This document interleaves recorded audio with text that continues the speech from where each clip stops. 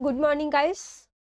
मैं पूजा आप सभी का स्वागत करती हूँ रामायस में। तो कैसे हैं आप सभी लोग? आई होप एकदम बढ़िया होंगे। तो शुरू करते हैं आज की क्लास। और आज जो हम पढ़ने वाले हैं वो छायावाद युग के बारे में पढ़ने वाले हैं। छायावाद युग के बारे में पढ़ने वाले हैं। आधुनिक काल के अंतर्गत अगर हम बात करें तो ये जो है हमारी थर्ड क्लास है। यानी कि पहले जो है हमने फर्स्ट क्लास में भारतेंदु युग के बारे में पढ़ा था, भारतेंदु युग, और जिसकी शुरुआत होती है 1850 से 1900 तक चलता है। फिर हमने पढ़ा था द्विवेदी युग। द्विवेदी युग की शुरुआत होती है 1900 से 1918 तक चलता है। और आज जो हम पढ़ेंगे वो छायावाद युग के बारे में पढ़ेंगे, और जिसकी शुरुआत होती है 1918 से ये जो है 1936 तक चलता है। ठीक है। अब ये भारतेंदु युग जो है आधुनिक काल के अंतर्गत, और जो द्विवेदी युग है इसके बारे में जो है हमने ऑलरेडी चर्चा कर ली है। हमने ये भी देखा था कि इसके अंतर्गत जो है आपको एग्जाम के पॉइंट ऑफ व्यू से क्या क्या चीजें याद रखनी है और कौन कौन से जो है इसके अंतर्गत कभी आते हैं। ठीक है। किसके नाम पर जो है इस एक पूरे युग का नाम रखा गया है, ये सारी चीजें जो है हमने बात करी थी। अब आज जो हम बात करने वाले हैं वो छायावाद युग के बारे में पढ़ने वाले हैं। छायावाद युग के बारे में जो आज हम देखने वाले हैं, आखिर भारतेंदु युग से और द्विवेदी युग से क्या अलग जो है आपको पढ़ना है। छायावाद युग के बारे में क्या जो है भारतेंदु युग द्विवेदी युग से क्या चीजें जो है अलग है, इसमें कौन कौन से जो है इसके कवि हैं। ठीक है। तो इन सारी चीजों को जो है यहाँ पर आज हम पढ़ने वाले हैं। ठीक है। तो छायावाद युग के अगर हम कवियों की बात करें तो मुख्य रूप से 4 स्तंभ हैं, आपके एग्जाम में जो है आ सकता है। मुख्य रूप से 4 स्तंभ हैं, या फिर हम कह सकते हैं 4 कवि हैं। ठीक है। तो इसके जो है मुख्य रूप से 4 स्तंभ है, यानी कि कवि हैं। कौन कौन से हैं? जयशंकर प्रसाद, जयशंकर प्रसाद, सुमित्रा नंदन पंत, यानी कि इनको हम पंत लिख देते हैं। और तीसरे जो हैं आपके निराला, सूर्यकांत त्रिपाठी निराला। और फोर्थ जो है आपकी कवयित्री कौन है? महादेवी वर्मा, महादेवी वर्मा। ठीक है। तो मुख्य रूप से जो है आपके छायावाद युग के 4 स्तंभ हैं। ठीक है। अब ये जो जयशंकर प्रसाद, पंत, निराला, महादेवी वर्मा के बारे में भी जो है हम आगे बात करेंगे। ठीक है। तो अगर हम छायावाद युग के बारे में पढ़ते हैं तो सबसे पहले जो है आपके दिमाग में क्या प्रश्न आता है कि आखिर छायावाद युग होता क्या है, आपको पढ़ना क्या है, क्या चीजें जो है भारतेंदु युग से और द्विवेदी युग से क्या चीजें जो है आपको यहाँ पर अलग पढ़नी है। तो ये जो है आपके दिमाग में प्रश्न आता है। देखिए, इसकी अगर हम बात करें कि छायावाद युग जो है कहते किसे हैं, तो हिंदी साहित्य में अगर हम बात करें तो आधुनिक चरण में जो है द्विवेदी युग के बाद ये हिंदी काव्य की जो धारा आती है उसे क्या कहते हैं? छायावाद कहते हैं। अब यहाँ पर अगर हम देखें कि आपको पढ़ना क्या क्या है इसके अंतर्गत, तो यहाँ पर जो है आपको जो चीजें देखने को मिलेंगी, तो यहाँ पर जो है स्वच्छंद प्रेम भावना देखने को मिलेगी, प्रकृति में मानवीय क्रियाकलापें तथा भाव व्यापारों के आरोपण, और कला की दृष्टि से जो है यहाँ पर लाक्षणिकता प्रधान नवीन अभिव्यंजना पद्धति, यहाँ पर जो है ये सारी चीजें जो है यहाँ पर देखने को मिलेंगी। और इसी को क्या कहते हैं? इसी को छायावाद युग कहते हैं। इनकी विशेषताओं की बात करें कि आखिर क्या चीजें जो है द्विवेदी युग से अलग है। देखिए, यहाँ पर जो है आपको देखने को मिलेगा, पढ़ने को मिलेगा, तो यहाँ पर व्यक्तिवाद की प्रधानता जो है आपको देखने को मिलेगी, सौंदर्यानुभूति देखने को आपको यहाँ पर मिलेगी, श्रृंगार भावना देखने को मिलेगी, प्रकृति का मानवीकरण जो है यहाँ पर आपको देखने को मिलेगा, और वेदना एवं करुणा का अधिक जो है यहाँ पर देखने को मिलेगा आपको। अधिकार सत्ता के प्रति प्रेम जो है यहाँ पर आपको देखने को मिलेगा, जीवन दर्शन यहाँ पर देखने को मिलेगा, और नारी के नवीन भावना जो है आपको, नारी के प्रति नवीन भावना जो है यहाँ पर आपको देखने को मिलेगी। नारी के प्रति नवीन भावना की अगर हम यहाँ पर बात करें तो छायावाद में जो है श्रृंगार और सौंदर्य का संबंध जो है मुख्य रूप से नारी से है। आपने देखा होगा कि जब हमने रीतिकाल के बारे में पढ़ा था, रीतिकाल की जब हमने बात करी थी, तो वहां पर जो नारी है, तो नारी को जो है वहां पर नारी प्रेम की पूर्ति का जो है वहां पर साधन थी। लेकिन यहाँ पर अगर हम बात करें तो नारी को एक सुकुमार देवी के रूप में यहाँ पर देखा जाता है। यानी कि सिंपल रीतिकाल में जो है नारी को एक भोग के रूप में जो है देखा जाता था। लेकिन वहीं यहाँ पर अगर हम छायावाद युग में बात करें तो यहाँ पर जो है नारी को एक सम्मान के रूप में और यहाँ पर एक सुकुमार देवी के रूप में देखा जाता है। ठीक है, तो ये जो है आपका अंतर है रीतिकाल और छायावाद में। ठीक है, तो यहाँ पर जो है हम नारी के प्रति नवीन भावना की बात करेंगे, अभिव्यंजना शैली की यहाँ पर बात करेंगे। तो ये सारी चीजें जो है हम यहाँ पर देखने वाले हैं। इसके अंतर्गत जो है हम छायावाद युग के अंतर्गत ये चीजें अलग हैं आपका द्विवेदी युग से और भारतेंद्र युग से। तो ये चीजें जो है हम पढ़ने वाले हैं। तो सबसे पहले अगर हम शुरुआत करते हैं छायावाद युग के परिचय की बात, तो इसके बारे में जो है आपको पता ही है कि इसकी शुरुआत जो है वो 1918 से 1936 तक जो है, यानी कि 1918 में इसकी शुरुआत होती है और ये कब तक चलता है, 1936 तक चलता है। ठीक है, इसमें से मुख्य रूप से 4 कवि शामिल हैं। पहले जो है वो जयशंकर प्रसाद, सूर्यकांत त्रिपाठी निराला, सुमित्रा नंदन पंत और महादेवी वर्मा। ठीक है, इसे जो है कुछ लोग आधुनिक काल का स्वर्ण युग भी कहते हैं। तो ये भी आपको एग्जाम के पॉइंट ऑफ व्यू से जो है याद करके रखना है, कहीं जो है आपके एग्जाम में आ सकता है। देखिए इस युग की अगर हम बात करें तो इसमें से जो है काफी विवाद है। कुछ लोग जो है, कुछ विद्वान जो है इसको अलग तरीके से मानते हैं, और कुछ विद्वान जो है, कुछ लोग जो है इसे आधुनिक काल का स्वर्ण युग भी कहते हैं। कुछ अन्य निकाय से भी जो है इसे देखते हैं। ठीक है, तो ये सारी चीजें जो है आपको याद रखनी है इसके अंतर्गत। वही अगर हम बात करें छायावाद की, अगर हम समझ की, सिंपल एक समझ के अगर हम बात करें तो छायावाद की अगर हम समझ की बात करें तो यहाँ पर ये जानना जरूरी है कि छायावाद जो है वो एक स्थिर आंदोलन ना होकर के अपनी प्रकृति में विकासशील रहा है। और 1918 के आसपास की अगर हम बात करें तो ये जो कवि थे, यानी कि महादेवी वर्मा, सूर्यकांत त्रिपाठी निराला, सुमित्रा नंदन पंत और जयशंकर प्रसाद, इनके अलावा भी जो कवि थे, तो 1918 के आसपास अगर हम इन कवियों की बात करें तो इन कवियों ने जैसी भाव प्रवण कविताएं लिखी हैं वे उन कविताओं से काफी अलग हैं जो हमें 1930 से 36 के दौर में यहाँ पर जो है देखने को मिलती है।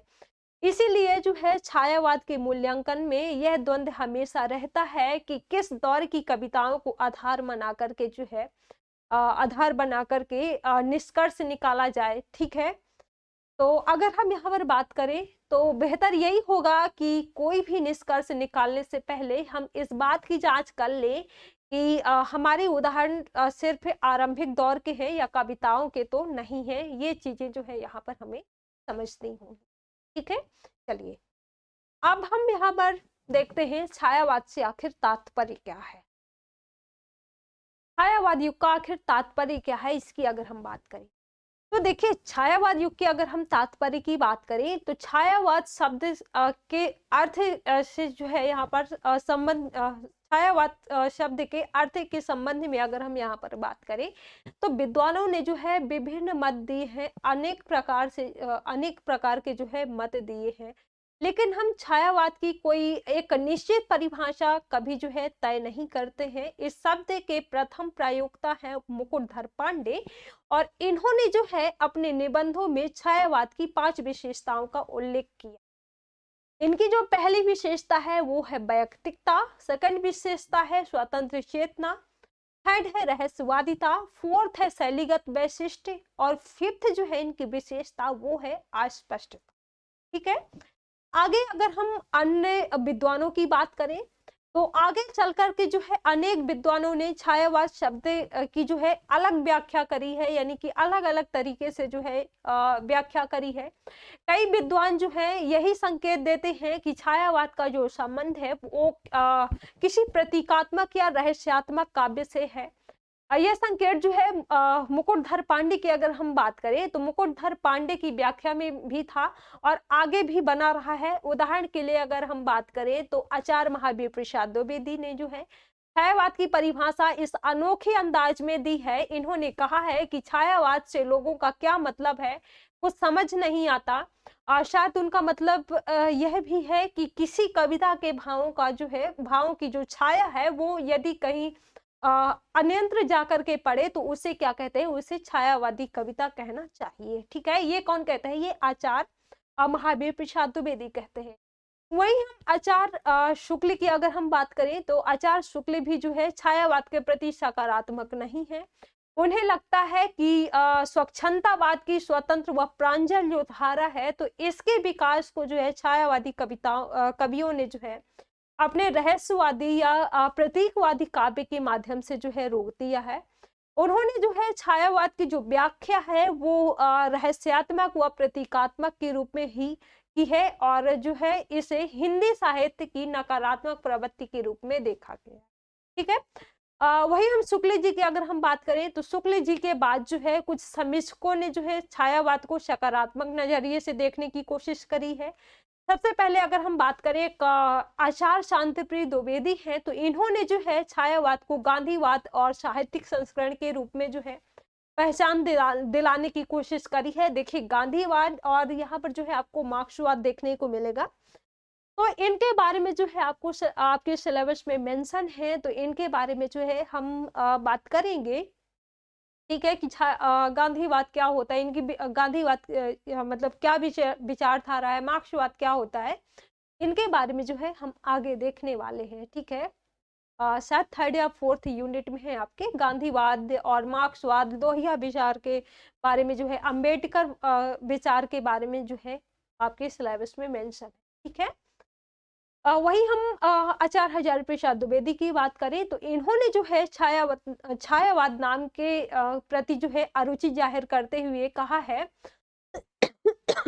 सॉरी इन्होंने कहा है आचार्य हजारी प्रसाद द्विवेदी ने कि छायावाद शब्द जो है वो केवल चल पड़ने के जोर से ही स्वीकारणी हो सका है, नहीं तो इस श्रेणी की जो कविता है वो कविता की प्रकृति को प्रकट करने में यह शब्द जो है एकदम असमर्थ है। बहुत दिनों तक इसका ये जो काव्य है इसका मतलब इसकी जो है हंसी उड़ाई गई है। ठीक है, और बाद में भी इसे या तो चित्रभाषा शैली या प्रतीक पद्धति के रूप में माना गया है, फिर भी रहस्यवाद के अर्थ में है। ठीक है, तो ये किसने कहा है, ये आपका आचार्य हजारी प्रसाद द्विवेदी ने।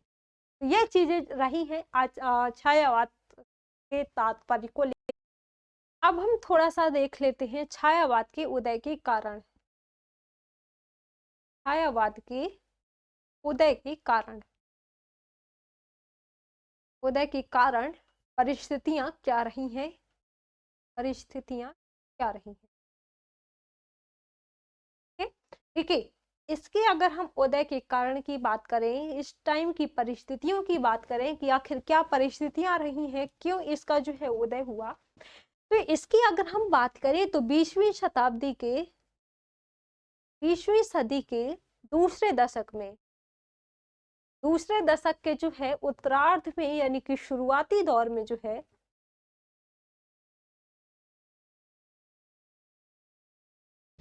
20वीं शताब्दी के जो है दूसरे दशक के उत्तरार्ध में जो है हिंदी कविता में एक नई प्रवृत्ति जो है यहाँ पर उदय होती है, एक नई प्रवृत्ति जो है यहाँ पर देखती है जो कि पूर्व की काव्य प्रवृत्तियों से नहीं है, बल्कि ये जो है ये एक द्विवेदी युग की वस्तुवादी जो है नैतिकतावादी दृष्टि से जो है ये भिन्न है।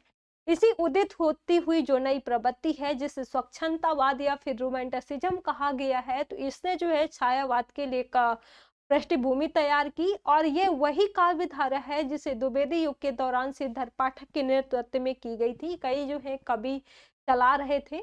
ठीक है, तो ये जो है ये परिस्थितियां रही हैं। देखिए यहाँ पर आपको याद रखना है कि अगर हम इस टाइम की बात करें तो यहाँ पर काफ़ी ऐसे जो है इस टाइम पे काफ़ी ऐसे आंदोलन होते हैं और काफ़ी ऐसी जो है चीज़ें होती हैं यहाँ पर जिस कारण से परिस्थितियाँ रही हैं। और गांधी जी की अगर हम बात करें तो 1916 में जो है गांधी जी के भारत आगमन के बाद जो है कांग्रेस का आंदोलन शहर में रहने वाले जो शिक्षित उच्च वर्ग और मध्यम वर्ग के जो लोग थे, तो उनसे निकल करके जो है वो गरीब और किसानों मजदूरों के बीच भी जो है फैल रहा था।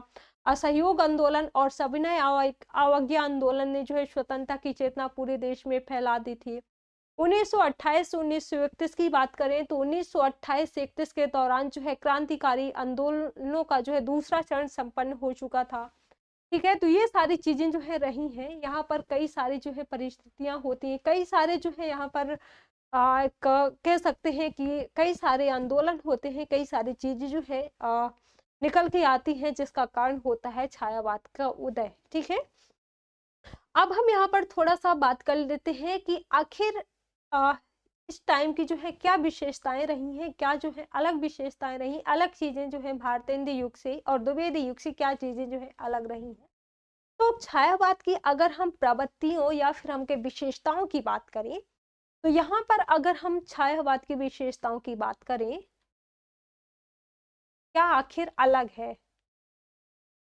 छायावाद की विशेषताएं।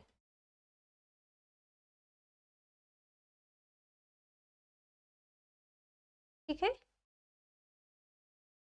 छायावाद की विशेषताएं देखिए, अगर हम यहाँ पर भावगत विशेषताओं के बारे में भी देखेंगे, जैसे हमने भारतेंदु युग और द्विवेदी युग के बारे में बात करी थी, वही हम इसमें देखेंगे सौंदर्य चेतना और काव्यों को लेकर के जो है क्या विशेषताएं रही हैं और भाषा को लेकर के जो है क्या विशेषताएं रही हैं, इस टाइम की भाषा जो है कैसी रही है। तो इन सारी चीजों के बारे में जो है हम इसके अंतर्गत बात करेंगे। देखिए, अगर हम भावगत विशेषताओं की बात करें तो पहली विशेषता जो रही है वो स्वतंत्र चेतना, पहली विशेषता रही है वो स्वतंत्र चेतना। देखिए, यहाँ पर जो है मैं पीपीटी में मेंशन नहीं कर पाई हूँ, आपको ये जितनी भी चीजें हैं तो आपको रामायस ऐप पे मिल जाएंगी, तो वहां से जो है आप ये सारी चीजें जो है आप वहां से डाउनलोड कर लीजिएगा। बाकी अगर आपको कोई भी क्वेरी हो तो इस नंबर पर जो है आप कॉल भी कर सकते हैं। ठीक है, इस नंबर पर जो है आप कॉल भी कर सकते हैं। ठीक है, तो चलिए देखिए, स्वतंत्र चेतना की अगर हम यहाँ पर बात करें, स्वतंत्र चेतना, ठीक है, स्वतंत्र चेतना की अगर हम बात करें यहाँ पर तो छायावादी काव्य की जो केंद्रीय चेतना रही है वो स्वतंत्रता की चाह रही है। और यहाँ पर जो है स्वतंत्रता केवल एक राजनीतिक मांग नहीं रही है बल्कि जीवन मूल्य रही है। ठीक है, ये जो यहाँ पर स्वतंत्रता देखने को मिलती है तो ये स्वतंत्रता जो है वो रूढ़ियों से, धर्म से, समाज से है। और पंत ने कहा है कि पंत ने जो है मानव मुक्ति विश्व की जो मुक्ति है तो उसकी जो है कल्पना करी है। और इस समय जो भारतीय मध्य वर्ग का जो उदय हुआ था तो वो भी जो है यहाँ पर हो चुका था, जिससे यथार्थवादी का जो है यहाँ पर विरोध किया गया है और परिवर्तन की मांग जो है यहाँ पर की गई है। निराला लिखते हैं, निराला की पंक्ति है, तोड़ो तोड़ो तोड़ो कारा निकले फिर गंगा जलधारा। तो ये जो है निराला की पंक्ति है। देखिए, ये जितनी भी पंक्तियां वगैरह हैं तो ये भी जो है आपको याद करके रखना है, क्योंकि पंक्तियों से भी जो है कई बार आपके नेट जेआरएफ के एग्जाम में जो है क्वेश्चन आते हैं। तो ये चीजें जो हैं तो ये भी पंक्तियां भी जो है आपको याद करके रखना है। अगली जो विशेषता है वो वैयक्तिकता। देखिए, वैयक्तिकता की अगर हम बात करें, अगली विशेषता है वैयक्तिकता, यानी कि दूसरी विशेषता है वैयक्तिकता। वैयक्तिकता की अगर हम बात करें तो छायावादी काव्य समाज में जो है व्यक्ति के स्वतंत्र व्यक्तित्व की कल्पना करता है। और छायावादी युग में जो है पहली बार कवि ने स्वतंत्र होकर के स्वयं के जीवन की घटनाओं का वर्णन यहाँ पर जो है करता है। ठीक है, महादेवी वर्मा ने स्वयं कहा है कि आज का जो रचनाकार है वो अपनी हर सांस का इतिहास कह देना चाहता है और वही निराला और महादेवी की एक पंक्ति है, निराला की पंक्ति है कि दुख ही जीवन की कथा रही, क्या कहूँ आज जो नहीं कही। एक महादेवी वर्मा की भी पंक्ति है। महादेवी वर्मा कहती हैं कि मैं नीर भरी दुख की बदली, ठीक है। तो ये सारी चीजें जो है आपको याद रखनी है। देखिए, व्यक्ति में व्यक्तिक चेतना जागृत थी यहाँ पर। समाज में जो है इतनी उदारता नहीं आई थी कि वह जो है सहजता से व्यक्तिक स्वातंत्र को स्वीकार कर ले। अतः हम कह सकते हैं कि समाज के टकराहट के बाद जो है यहाँ पर व्यक्ति में निराशा व वेदना की भावना का उत्पन्न होना यहाँ पर जो है स्वाभाविक हो जाता है। इस निराशा को कई आलोचक जो हैं वो पलायनवाद भी कहते हैं। और एक प्रसाद की पंक्ति है, प्रसाद कहते हैं कि ले चल मुझे भुलावा देकर मेरे नाविक धीरे धीरे, ठीक है। तो ये जो है ये प्रसाद की पंक्ति है, प्रसाद कहते हैं। अब दूसरी विशेषता है, सॉरी जो तीसरी विशेषता है, अनुभूति की प्रतिष्ठा यहाँ पर देखने को मिलती। अनुभूति की प्रतिष्ठा आपको यहाँ पर देखने को मिलेगी। अनुभूति की प्रतिष्ठा की बात करें तो छायावादी कवियों का दावा है कि कविता जो है वो विचारों या तथ्यों से नहीं है बल्कि अनुभूति से होती है। प्रसाद का भी मानना है कि कविता में जो है स्वानुभूति की विवृत्ति होती है। पंत की एक पंक्ति है, पंत लिखते हैं कि वियोगी होगा पहला कवि, आय से उपजा होगा गान, निकल कर आंखों से चुपचाप वही होगा कविता अनजान। तो ये जो है ये पंत की पंक्ति है और आपको जो है याद करके रखना है। चौथी यहाँ पर जो विशेषता आपको देखने को मिलती है,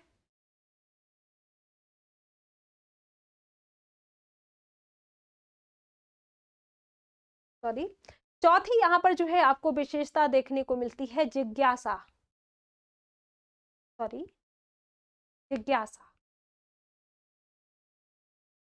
देखिए, यहाँ पर अगर हम इस युग के कवियों की बात करें तो इन कवियों ने जो है दिए हुए सत्यों का और तर्कों के आधार पर जो है विरोध किया है तथा खुद जो है ये अपने सत्य खोजने का प्रयास करते हैं। इस जिज्ञासा ने जो है इन्हें कल्पनाशील बनाया है। और प्रसाद खुद कहते हैं, प्रसाद ने कहा है कि कल्पना जो है वो मानव जीवन का प्राण है। जब उत्तर शास्त्रों में नहीं मिलते हैं तो वे कल्पना में ढूंढे जाते हैं।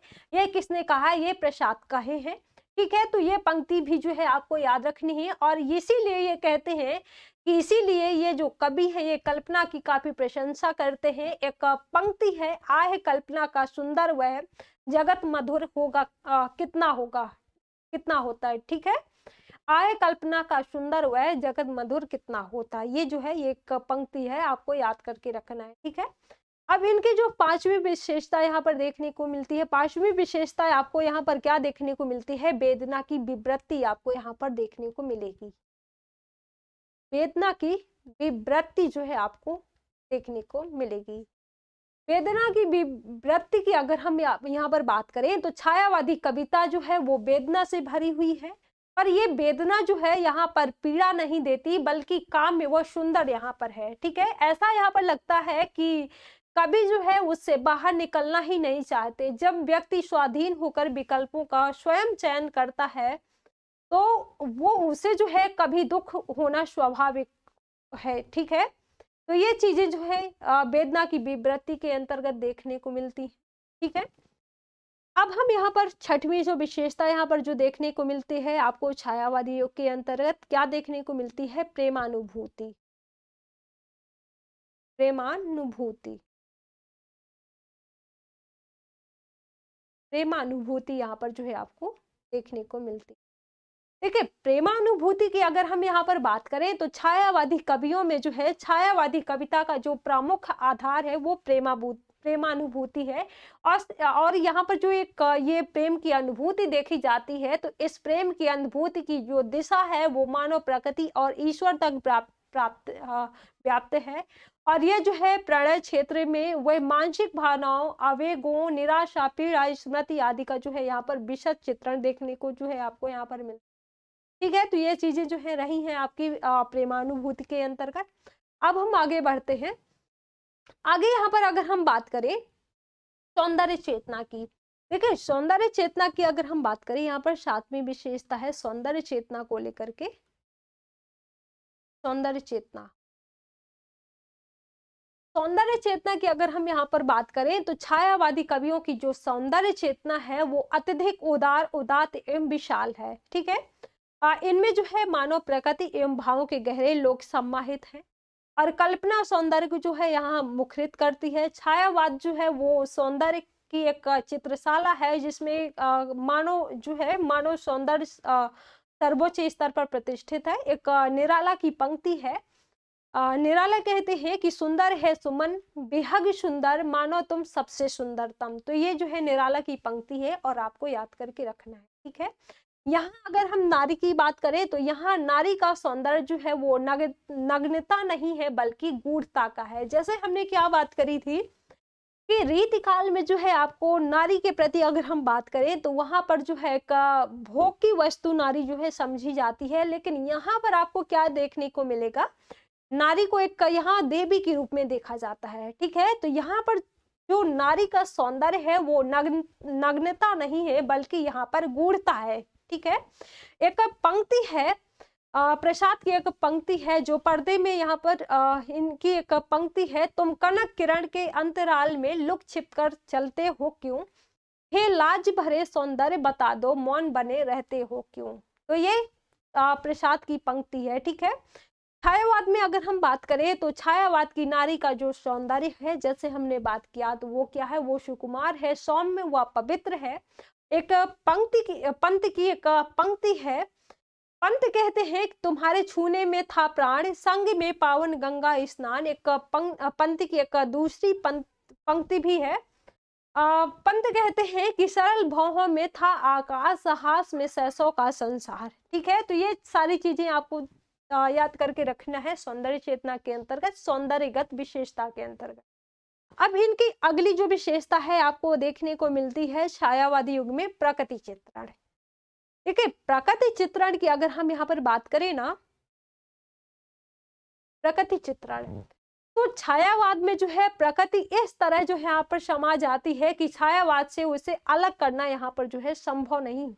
ठीक है, छायावादी जो सौंदर्य है वो प्रकृति के अभाव में प्राणहीन हो जाता है और प्रकृति का आलम्बन, उद्दीपन और मानवीकरण जो है वो द्वितीय रहस्यवादी रूप में जो है विषय चित्रण हुआ है। प्रकृति की गोद में जो है विश्राम करते हुए कभी आलोचकों ने जो है पलायनवादी होने का आरोप भी लगाते हैं और मानवीकरण का एक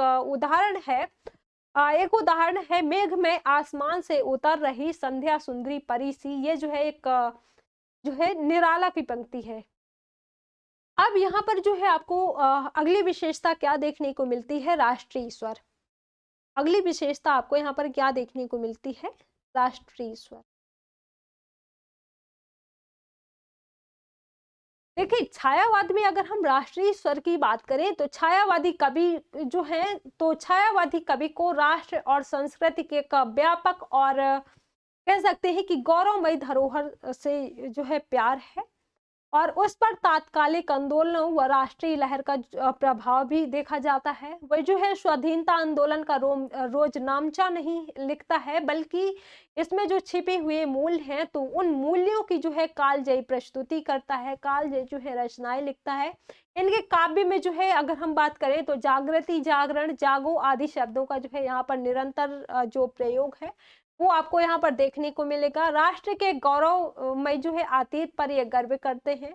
ये सारी चीजें जो है आपको देखने को मिलेंगी यहाँ पर छायावादी कवियों के अंतर्गत राष्ट्रीय स्वर को लेकर के। एक प्रसाद की पंक्ति है, प्रसाद कहते हैं कि अरुण यह मधुमय देश हमारा जहां पहुंच अनजान क्षितिज को मिलता एक सहारा।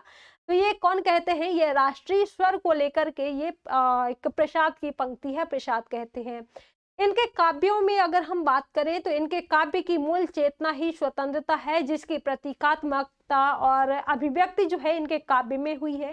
निराला की अगर हम आपके सिलेबस में नहीं है लेकिन अगर आप यूपीएससी के लिए हिंदी ऑप्शनल पढ़ें तो वहां पर जो है आपको निराला के कुछ काव्य हैं तो आपको वहां पर पढ़ने को मिलेगा। राम की शक्ति पूजा और जो है आपको सरोज करके पूरे तरीके से जो है मुझे याद नहीं है, वो अगर मुझे याद आता है लास्ट में मैं आपको बता दूंगी।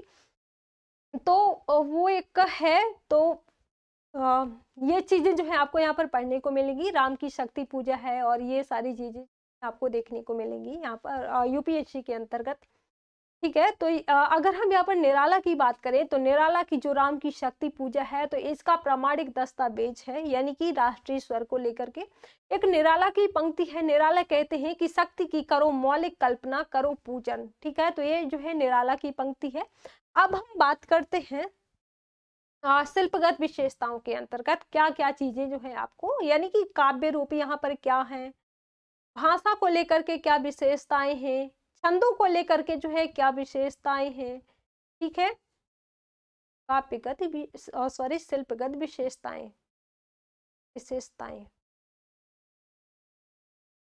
शिल्पगत विशेषताओं की बात करें तो सबसे पहले हम क्या देखते हैं यहाँ पर, सबसे पहले हम देखते हैं काव्य रूप।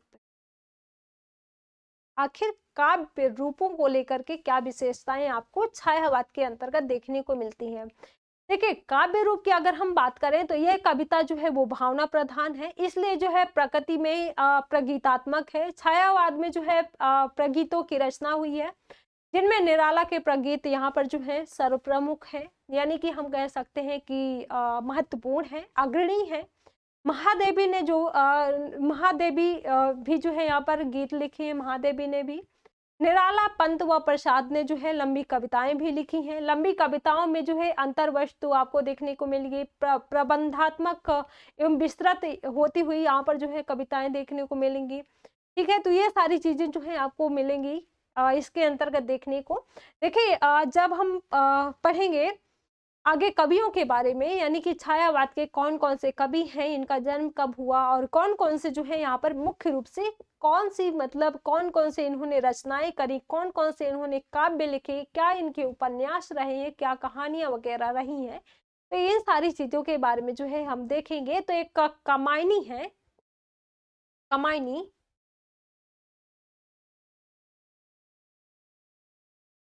तो कमायनी की अगर हम बात करें तो कमायनी जो है इस समय का महान महाकाव्य, एकमात्र महाकाव्य हम कह सकते हैं कि माना जाता है। एकमात्र यहाँ पर जो है महाकाव्य इस युग का जो है माना जाता है। ठीक है, वही हम बात करें भाषा को लेकर के जो है क्या विशेषताएं रही हैं छायावादी युग में। देखिए, भाषा को लेकर के अगर हम विशेषताओं की बात करें तो छायावाद ने जो है कर्कश कही जाने वाली खड़ी बोली में जो है कोमल भावों को प्रस्तुत करने की चुनौती को स्वीकार किया है। आगे लिखते हैं, आगे कहते हैं कि अपने नए कथ्य के अनुरूप नई भाषा की तलाश छायावादी कवियों के सामने एक ऐतिहासिक चुनौती थी, और इस चुनौती का जो सामना है वो छायावादी कवियों ने साहस के साथ किया है। और छायावादियों ने नए नए शब्दों की जो है वो रचनाएं करी हैं। जैसे हम बात करें रचनाओं की तो स्वर्णिम, आयोडिम्स, स्वप्निल, ये जो है आदि रचनाएं करी हैं। इनके द्वारा जो प्रयुक्त शब्द हैं तो इन शब्दों में जो है आपको देखने को मिलेगी संगीतात्मकता के जो है यहाँ पर आपको दर्शन देखने को मिलेंगी। ठीक है, ये सारी चीजें जो है आपको देखने को मिलेंगी। जैसे हम संगीतात्मकता से यहाँ पर तात्पर्य है, जैसे हम बात करें उठ उठ री, लघु लघु लोल लहर। ठीक है, ये सारी चीजें जो है आपको देखने को मिलेंगी। अब हम यहाँ पर बात करते हैं छंदों को लेकर के जो है क्या विशेषताएं रही हैं आपकी यहाँ पर। ठीक है, छायावाद युग में जो है छंदों को लेकर के क्या विशेषताएं रही हैं। देखिए, छंदों को लेकर के अगर हम विशेषताओं की बात करें तो छायावाद की स्वतंत्र चेतना ने जो है छंदों के परंपरागत ढांचे को जो है तोड़ दिया है। निराला ने जो है मुक्त छंदों में रचनाएं करी हैं। प्रसाद ने जो है आंसू छंद में जो है आंसू छंद की प्रसाद ने जो है योजना की है। तो ये सारी चीजें जो है रही हैं छंदों को लेकर के विशेषताएं रही हैं। अलंकारों की अगर हम बात करें तो यहाँ पर जो है छायावादी कवियों की अगर हम बात करें तो छायावादी कवियों ने जो है अर्थालंकारों का पर्याप्त प्रयोग किया है, क्योंकि गहरे भावों की अभिव्यक्ति जो है यहाँ पर सीधे सीधे नहीं पाती है। पंत का मानना है कि अलंकार जो है वो एक केवल वाणी की सजावट के लिए नहीं है, बल्कि यह जो है एक भाव अभिव्यक्ति के विशेष द्वार है। और इस काल में जो है 3 अलंकार प्रयोग हुए हैं, 3 अलंकार जो है सामने आते हैं। पहला जो है विशेषण, विपर्य और अलंकार। विशेषण, विपर्य, अलंकार और जो दूसरा है वो मानवीकरण अलंकार, और तीसरा जो है वो ध्वन्यर्थ व्यंजन अलंकार। बिंबों को लेकर के जो है क्या विशेषताएं रही हैं इस टाइम पे छायावाद युग में। देखिए, बिंबों को लेकर के अगर हम विशेषताओं की बात करें तो छायावादी कवियों ने जो है बिंबों का सफल प्रयोग करके काव्य को अत्यधिक मार्मिक बनाने की यहाँ पर इन्होंने कोशिश करी है। इनके काव्यों में अगर हम बात करें तो एक ओर जो है वो विराट व संश्लिष्ट बिंबों की, तो दूसरी ओर जो है कोमल व सुकुमार बिंबों की जो है यहाँ पर योजना आपको देखने को मिलेगी। राम की शक्ति पूजा की अगर हम बात करें तो राम की शक्ति पूजा का एक उदाहरण है, एक उदाहरण है कि है अमानिशा उगलता गगन घन अंधकार, खो रहा दिशा का ज्ञान, स्तब्ध है पवन चार, अप्रतिहत गरज रहा पीछे अम्बुधि विशाल, भूधर ज्यों ध्यान मग्न केवल जलती मशाल। तो ये जो है ये राम की शक्ति पूजा का जो है एक ये उदाहरण है। ठीक है, तो ये सारी चीजें जो है आपको याद रखनी है। अब जो है यहाँ पर हम देखते हैं कि प्रतीकों को लेकर के जो है क्या विशेषताएं रही हैं इस टाइम पे। देखिए, प्रतीकों की अगर हम यहाँ पर विशेषताओं की बात करते हैं तो छायावादी कविता जो है वो सूक्ष्म व अमूर्त तत्व को व्यक्त करने के प्रयास में जो है प्रगीतात्मक जो है प्रतीकात्मक यहाँ पर दिखाई देती है आपको। आचार्य रामचंद्र शुक्ल ने तो है इसे जो है प्रतीकवाद से प्रभावित होकर आंदोलन माना है। ठीक है, तो ये सारी चीजें जो है रही हैं आपकी शिल्पगत विशेषताओं को लेकर के। अब हम यहाँ पर बात करते हैं छायावाद एवं स्वच्छंदतावाद।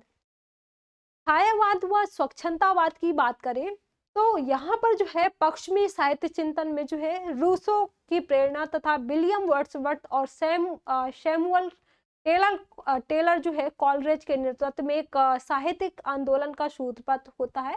और 18वीं शताब्दी के अंत में जो है जिसे अंग्रेजी समीक्षा में रोमांटिसिज्म कहा जाता है, आचार्य रामचंद्र शुक्ल ने जो है इस शब्द का अनुवाद स्वच्छंदतावाद किया है। इनका दावा है कि द्विवेदी युगीन साहित्य में जो सिरधर पाठक के नेतृत्व में एक विशेष धारा दिखाई देती थी, जिसे प्रवृत्तियों के आधार पर जो है वो क्या कहा जाता है, वो स्वच्छंदतावाद कहा गया।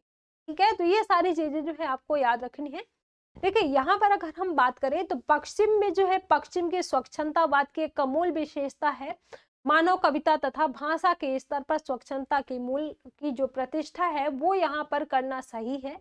और ये धारणा जो है उस काल में पैदा हुई होती है जब पश्चिम में मशीनीकरण के बढ़ने से मनुष्य और प्रकृति का जो महत्व है वो समाप्त होने लगता है। और ऐसी स्थिति में जो स्वच्छंदतावादी चिंतक है तो इन चिंतकों ने जो है साहित्य में प्रचलित दृष्टिकोण शास्त्रवाद या हम कह सकते हैं कि अभिजातवाद का जो है विरोध किया है, जो कि कविता के लिए निश्चित नियमों व अनुशासन के पालन की को जो है यहाँ पर अनिवार्य बनाता है, अनिवार्य मानता है। तो ये सारी चीजें जो है आपको याद रखनी है।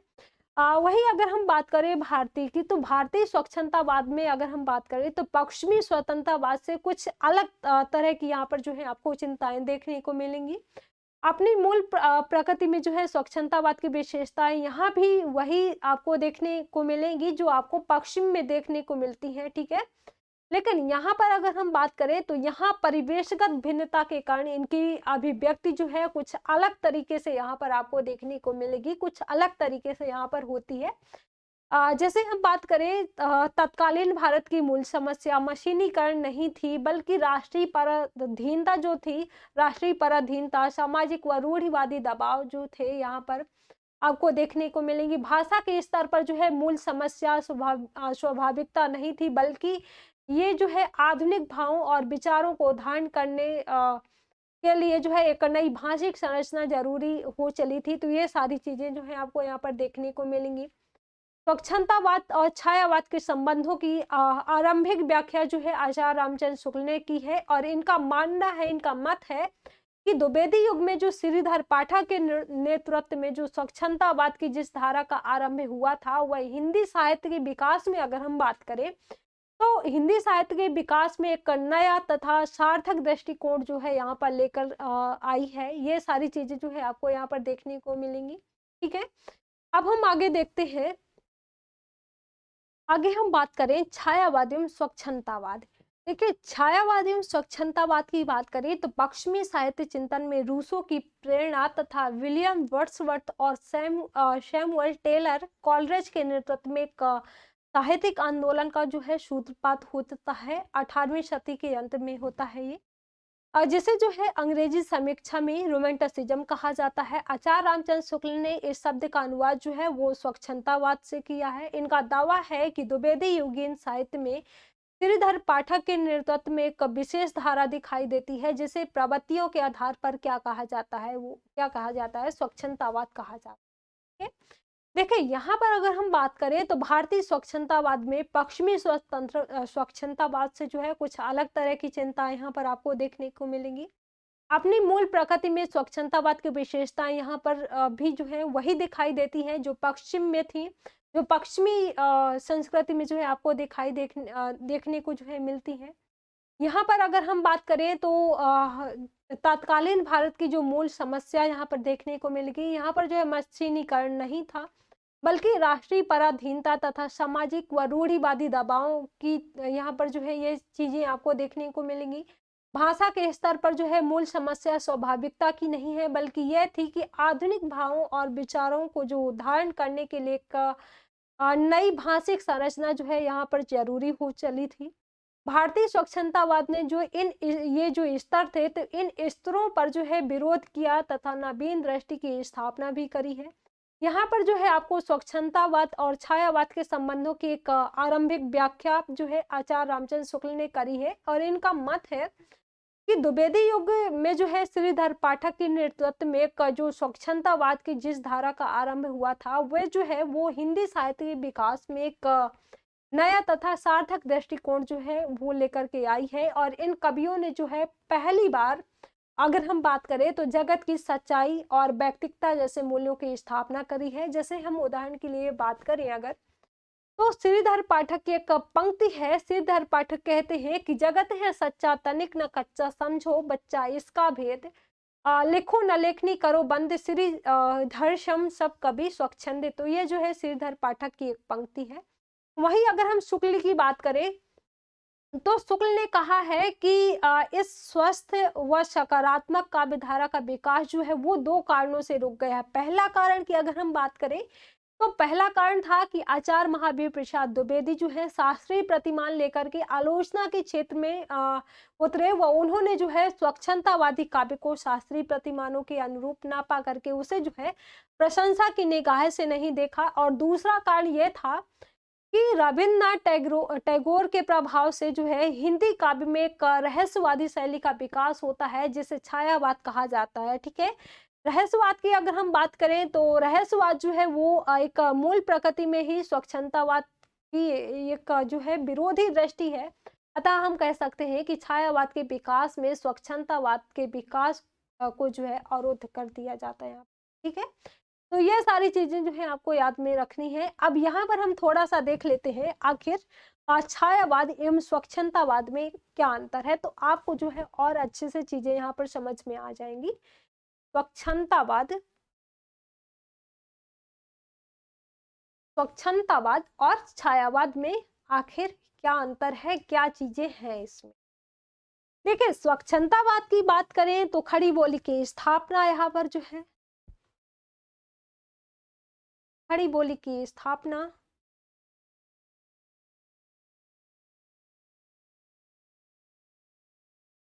और यहाँ पर जो आपको देखने को मिलेगा खड़ी बोली का चरम विकास आपको यहाँ पर देखने को मिलेगा। खड़ी बोली का चरम विकास,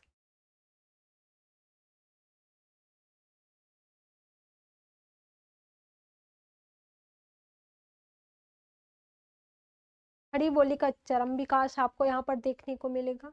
ठीक है, स्वतंत्रता की यहाँ पर घोषणा आपको देखने को मिलेगी, स्वतंत्रता की घोषणा। और यहाँ पर जो आपको देखने को मिलेगा छायावाद में स्वतंत्रता के मूल्य के स्तर पर विकास जो है आपको यहाँ पर देखने को मिलेगा।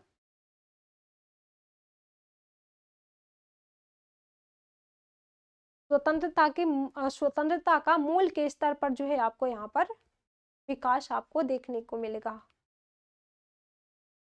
ठीक है, और तीसरी चीज जो आपको स्वच्छंदतावाद में देखने को मिलेगी, क्या आपको देखने को मिलेगी, प्रकृति का स्वतंत्र विषय यहाँ पर जो है बन जाता है, प्रकृति का आपको स्वतंत्र विषय देखने को मिलेगा। ठीक है,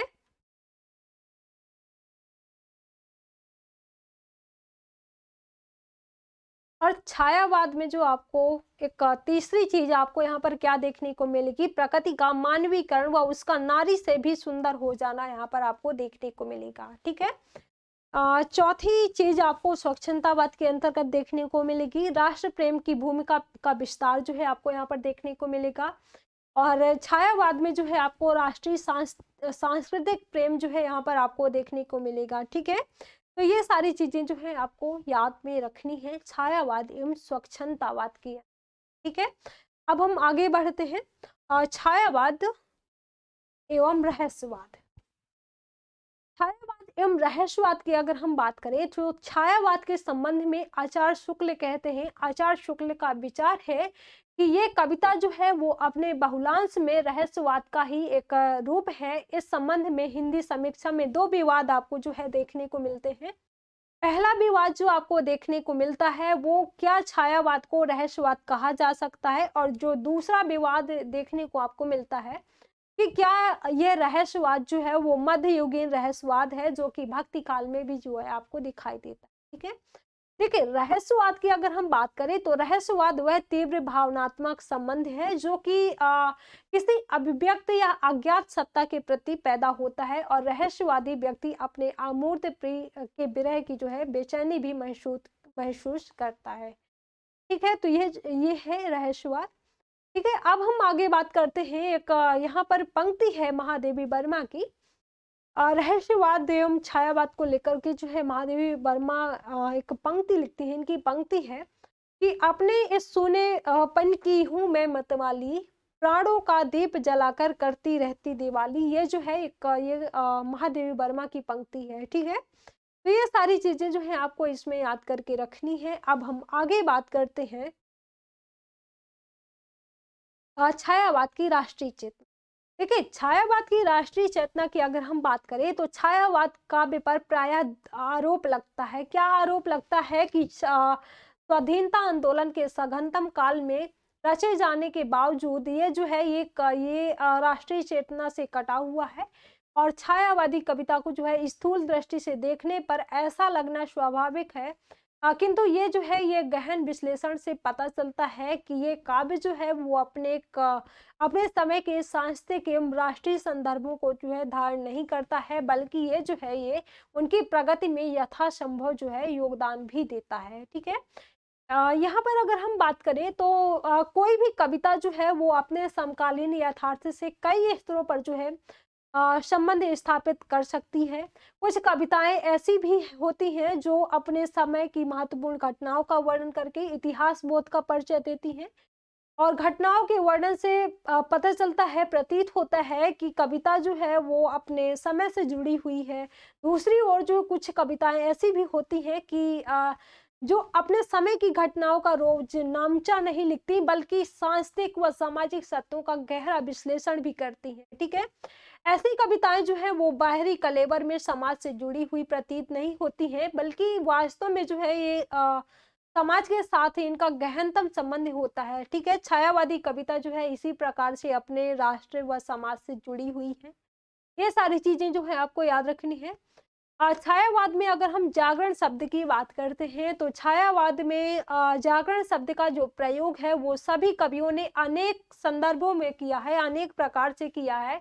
ये जो जागरण सूक्ष्म है, ये जागरण जो है ये एक सूक्ष्म रूप से सांस्कृतिक नवजागरण और राष्ट्रीय राजनीतिक जागरण ही है। प्रसाद की एक पंक्ति है, प्रसाद लिखते हैं कि बीती विभावरी जागरी, निराला कहते हैं जागो फिर एक बार, और महादेवी वर्मा वही कहती है, उनकी पंक्ति है जाग तुझको दूर जाना है। ठीक है, तो ये जो है ये इनकी पंक्तियां हैं, ये चीजें हैं छायावाद की राष्ट्रीय चेतना को लेकर के। ठीक है, अब हम आगे बात करते हैं छायावाद की सौंदर्य चेतना। देखिए छायावाद की अगर हम सौंदर्य चेतना की बात करते हैं तो छायावादी सौंदर्य चेतना को जो है छायावाद की सबसे प्रमुख साहित्यिक एवं सांस्कृतिक उपलब्धि माना गया है यहाँ पर।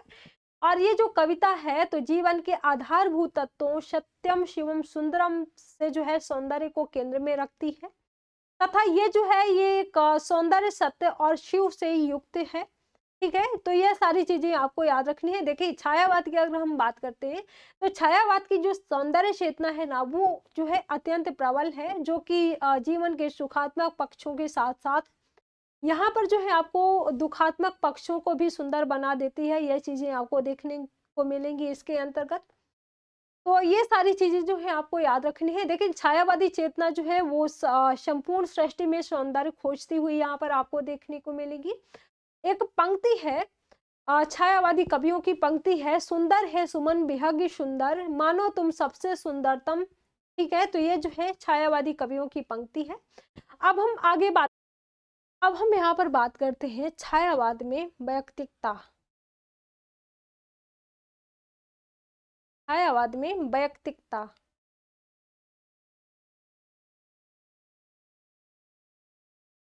देखिए छायावाद में अगर हम वैयक्तिकता की बात करते हैं तो छायावाद जो है स्वतंत्रता की चेतना को मूल्य के स्तर पर धारण करता है। इसलिए ये जो है ये स्वतंत्रता केवल राजनीतिक पक्ष तक सीमित नहीं रहती है, बल्कि ये जो है समाज के सबसे महीन स्तर पर और व्यक्ति तक ये जो है पहुंचती है। छायावाद के कवियों की अगर हम बात करें तो छायावाद के कवि एक ऐसे समाज में रह रहे होते हैं जहां सामंतवादी रूढ़वादी सामाजिक दबावों का चरण हो रहा होता है तथा व्यक्तिवाद का विकास जो है यहाँ पर दिखाई देने लगता है। ठीक है, कुछ विद्वान जो है, कुछ विद्वानों का आक्षेप ये भी है कि छायावादी कवि जो है तो छायावादी कवियों की व्यक्तिकता जो है वो समाज के खिलाफ है, बल्कि वास्तविकता का यह है कि ये कवि जो है वो समाज से नहीं समाज में स्वतंत्र होना चाहते हैं। ठीक है, तो ये सारी चीजें जो है छायावाद की व्यक्तिकता को लेकर के। अब यहाँ पर जो है सबसे महत्वपूर्ण चीज जो है आपको याद रखनी है, छायावाद के जो हम कवियों की बात करी थी, 4 कवियों की बात करी थी, महादेवी वर्मा जो मुख्य रूप से छायावाद के स्तंभ माने जाते हैं। महादेवी वर्मा, जयशंकर प्रसाद, पंत और निराला। तो सबसे पहले हम यहाँ पर महादेवी वर्मा के बारे में बात कर लेते हैं कि इनका जो जन्म है कब हुआ और क्या क्या चीजें जो है इनने करी, कहाँ पर इनने शिक्षा प्राप्त करी। हालांकि ये जो है आपके एग्जाम में नहीं आ सकता है, लेकिन हाँ इनकी जो रचनाएं वगैरह हैं, इनके जो काव्य वगैरह है तो वो जो है आपके एग्जाम में जरूर आ सकता है। ठीक है, तो यहाँ पर अगर हम छायावादी प्रमुख कवियों की बात करें, छायावादी कवि, छायावादी कवियों की बात करें तो उनमें से सबसे पहले हम किसे देखते हैं, महादेवी वर्मा। महादेवी वर्मा 1907 से 1987। ठीक है, महादेवी वर्मा। देखिए महादेवी वर्मा की अगर हम बात करते हैं तो महादेवी वर्मा जो है वो छायावाद की प्रतिनिधि कवित्री मानी जाती है, और ये जो है अपनी मार्मिकता, आत्मीयता और चित्रात्मकता के कारण जो इनके गीत हैं तो इनके गीत जो है छायावाद की एक विशिष्ट निधि है। और डॉक्टर नगेंद्र है तो डॉक्टर नगेंद्र कहते हैं, उनका मत है कि उनमें छायावाद का शुद्ध अमिश्रित रूप मिलता है। डॉक्टर नागेंद्र के शब्दों में अगर हम कहें तो महादेवी के जो काव्य है तो महादेवी के काव्य में हमें छायावाद का एक शुद्ध अमिश्रित रूप मिलता है। छायावाद की अंतर्मुखी जो है अनुभूति, अशरीरी प्रेम और मानव की जो प्रकृति का चेतन है वो जो है स्पर्श, रहस्य चिंतन, तितली के पंखों और फूलों की जो पंखुड़ियां से जो है फूलों की पंखुड़ियों से चुराई हुई कला और इन सब से जो ऊपर स्वप्न सा फैला हुआ एक वायवी वातावरण, ये जो सभी तत्व हैं तो इनमें जो है घुले हुए हैं, ये सारी चीजें जो है आपको मिलती हैं। ठीक है, छायावादी अगर हम कवित्री की बात करें, महादेवी वर्मा की अगर हम कविता की बात करें तो महादेवी का जो काव्य है वो कई संग्रहों में संग्रहित है। जैसे हम बात करें इनके काव्यों की तो निहार, रश्मि, नीरजा, सांध्य गीत और दीपशिखा इनके जो है स्वतंत्र काव्य संग्रह हैं। यामा की बात करें तो यामा में जो है निहार, रश्मि, नीरजा और सांध्य गीत के गीतों का संग्रह मिलता है। सांधिनी की बात करें तो सांधिनी में महादेवी द्वारा जो है अपने समग्र कृतित्व से चुने गए 65 गीतों को जो है यहाँ पर संकलन किया गया है। 65 गीतों का जो है संकलन मिलता है आपको।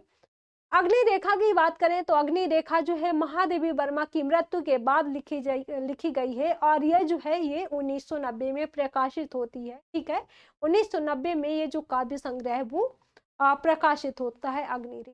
ठीक है, कुल मिलाकर के अगर हम बात करें तो कुल मिलाकर के जो है महादेवी का रचना काल जो है वो 7 दशकों तक फैला हुआ था। परंतु अगर हम यहाँ पर बात करें, इनके अधिकांश जो गीत हैं वो 1924 से 1942 के बीच लिखे जाते हैं और इस 18 वर्षों की ये जो अवधि है, तो इस अवधि में इनके जो काव्य हैं तो इनके काव्यों का विकास तो हुआ है, बल्कि साथ साथ इनकी दिशा की अगर हम बात करें तो काव्यों का विकास होता है, बल्कि इनकी अगर हम दिशा की बात करें तो ये यहाँ पर नहीं बदल। ठीक है, वहीं अगर हम बात करें महादेवी वर्मा के गीतों की, तो महादेवी वर्मा के जो गीत हैं तो इन गीतों की जो केंद्रीय अंतर्वस्तु है वो वेदना भाव है और ये लिखती हैं। इनकी एक पंक्ति है, मिलन का मत नाम लो, मैं बेरह में चिर हूँ। महादेवी वर्मा के जो है काव्य में रहस्यवाद का जो स्वर है वो स्पष्ट रूप से सुनाई देता है। एक पंक्ति इनकी और है, जब असीम से हो जाएगा मेरी लघु सीमा का मेल, देखोगे तब देव अमरता खेलेगी मिटने का खेल। महादेवी वर्मा के गीत जो हैं वो हिंदी गीतों के प्रतिमान माने जाते हैं। वे जो है उनके उत्कृष्ट काव्य कौशल के प्रमाण माने जाते हैं। तो ये सारी चीजें जो है आपको याद रखनी है। अब यहाँ पर जो आपको याद रखना है मुख्य रूप से इनकी कृतियां क्या हैं, इनकी रचनाएं क्या है, ये जो है आपके एग्जाम में आ सकती हैं और ये जो है आपको याद करना जरूरी है, याद रखना जो है जरूरी। तो पहली इनकी रचना हो जाती है निहार, जिनको जो है अभी हमने संक्षेप में देखा। निहार,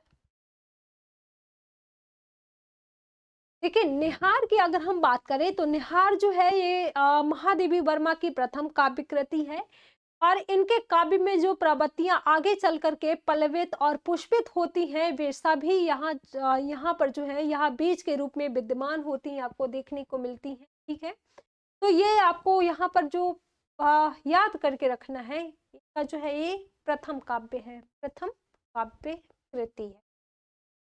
ठीक है, अब दूसरी विशेषता की बात करें तो दूसरी विशेषता है इनकी रश्मिरथी, जो कि ये दूसरी काव्य कृति है। ठीक है, रश्मि, ये जो है महादेवी वर्मा का दूसरा काव्य संग्रह है, आ सकता है एग्जाम में, तो याद करके रखना है आपको, दूसरा काव्य संग्रह है।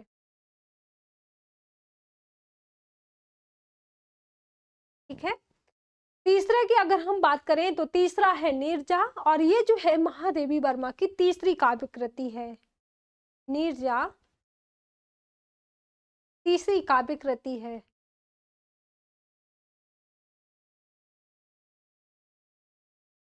ठीक है, चौथे की अगर हम बात करें तो चौथा है आपका सांध्य गीत, इधर लिख लेते हैं। चौथा है आपका सांध्य गीत और इस सांध्य गीत की बात करें अगर, सांध्य गीत, और ये जो है ये चौथी जो आपको देखने को मिलेगा चौथा काव्य संग्रह। ठीक है, चौथा काव्य संग्रह। ठीक है, अगले की हम यहाँ पर बात करें तो अगला है इनका आ जाता है यामा और यामा जो है, यामा में महादेवी वर्मा के उपर्युक्त चारों काव्य ये जो है हमने देखा, निहार, रश्मि, नीरजा और ये सांध्य गीत की यहाँ पर जो हमने बात करी, तो यामा में जो महादेवी वर्मा की ये जो चारों काव्य संग्रह हैं, तो चारों काव्य संग्रह के जो गीत हैं वो एक साथ यहाँ पर आपको इकट्ठा देखने को मिलेंगे, एक साथ जो है यहाँ पर संकलित आपको मिलेंगे। ठीक है, छठवीं जो इनकी काव्य पंक्ति है, आपको पांचवी आप हम यहाँ पर लिख देते हैं, पांचवी है इनकी यामा, यामा, और छठवीं जो है वो क्या है, दीपशिखा, दीपशिखा।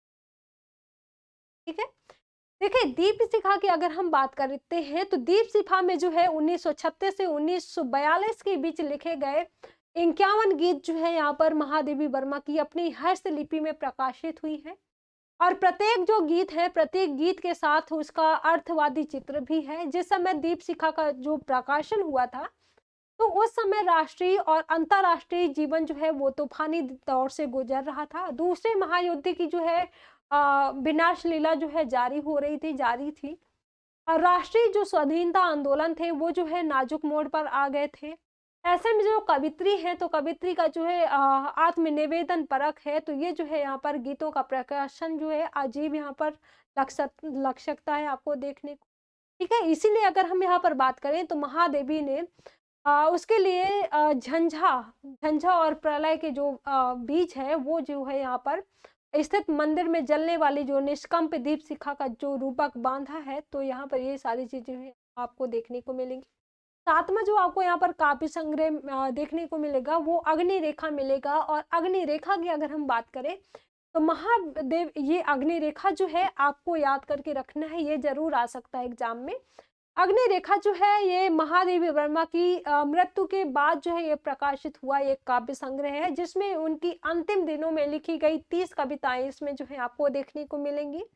तेवर में जो है किंचित बदलाव के साथ एक इस काव्य संग्रह में जो वही सब आपको देखने को मिलेगा जो आपने दीप शिखा में देखा। ठीक है, दीप शिखा में जो चीजें आपने देखी। अब हम आगे बात करते हैं दूसरे जो कवि हैं छायावाद के प्रमुख कवियों में से जयशंकर प्रसाद। जयशंकर प्रसाद के यहाँ पर अगर हम समय की बात करें तो 1889 से 1900 तक। और इनके अगर हम थोड़ा परिचय की बात करें तो यहाँ पर जो है, यहाँ पर हम देख लेते हैं जयशंकर प्रसाद। जयशंकर प्रसाद 1889 से 1937, 1889 से 1937। इनके परिचय की अगर हम बात करें तो जयशंकर प्रसाद जो है वो आधुनिक काव्य के प्रमुख छायावादी कवि माने जाते हैं। और कवि के अतिरिक्त, कवि के अलावा अगर हम बात करें इनकी, तो ये जो है एक सर्वश्रेष्ठ नाटककार, कथाकार तथा निबंधकार भी हैं। इतना वैविध्यपूर्ण सृजन जो है छायावाद के अन्य कवियों में आपको नहीं देखने को मिलेगा। इनकी रचनाओं में अगर हम बात करें, इनकी जो रचनाएं प्रसिद्ध हैं, काव्यों की बात करें तो काव्य है इनके आंसू, लहर, झरना, कमायनी। नाटक है इनके स्कंद गुप्त, चंद्रगुप्त, ध्रुव स्वामी। उपन्यासों की बात करें तो जयशंकर प्रसाद के उपन्यास है कंकाल, तितली, इरावती। निबंधों की बात करें तो काव्य, कला और तथा अन्य निबंध जो हैं इनके, कई इनके निबंध जो हैं ये प्रसिद्ध हैं। ठीक है, जयशंकर प्रसाद की अगर हम काव्य रचनाओं की बात करें, काव्य रचनाओं की देखिए ये जितनी भी चीजें हैं तो आपको पीडीएफ में ऑलरेडी मिल जाएंगी। काव्य रचनाएं, जयशंकर प्रसाद की काव्य रचनाएं। ठीक है, देखिए अगर हम काव्य रचनाओं की बात करें तो प्रसाद के जो काव्य हैं, तो काव्य जीवन की जो शुरुआत होती है वो ब्रज भाषा से होती है, ब्रज भाषा में लिखे जाते हैं। ठीक है, चित्राधार और प्रेम पथिक उनकी जो है ब्रज भाषा की रचनाएं मानी जाती है, ब्रज भाषा की लिखी हुई हैं। प्रसाद की खड़ी बोली जो है, खड़ी बोली कविता का प्रथम संग्रह की अगर हम बात करें तो कानन कुसुम है। देखिए यहाँ पर जो ये महत्वपूर्ण चीजें हैं आपको, आपकी कानन कुसुम जो है, कानन कुसुम ये जो है खड़ी बोली का, खड़ी बोली का हम कह सकते हैं कि प्रथम संग्रह है।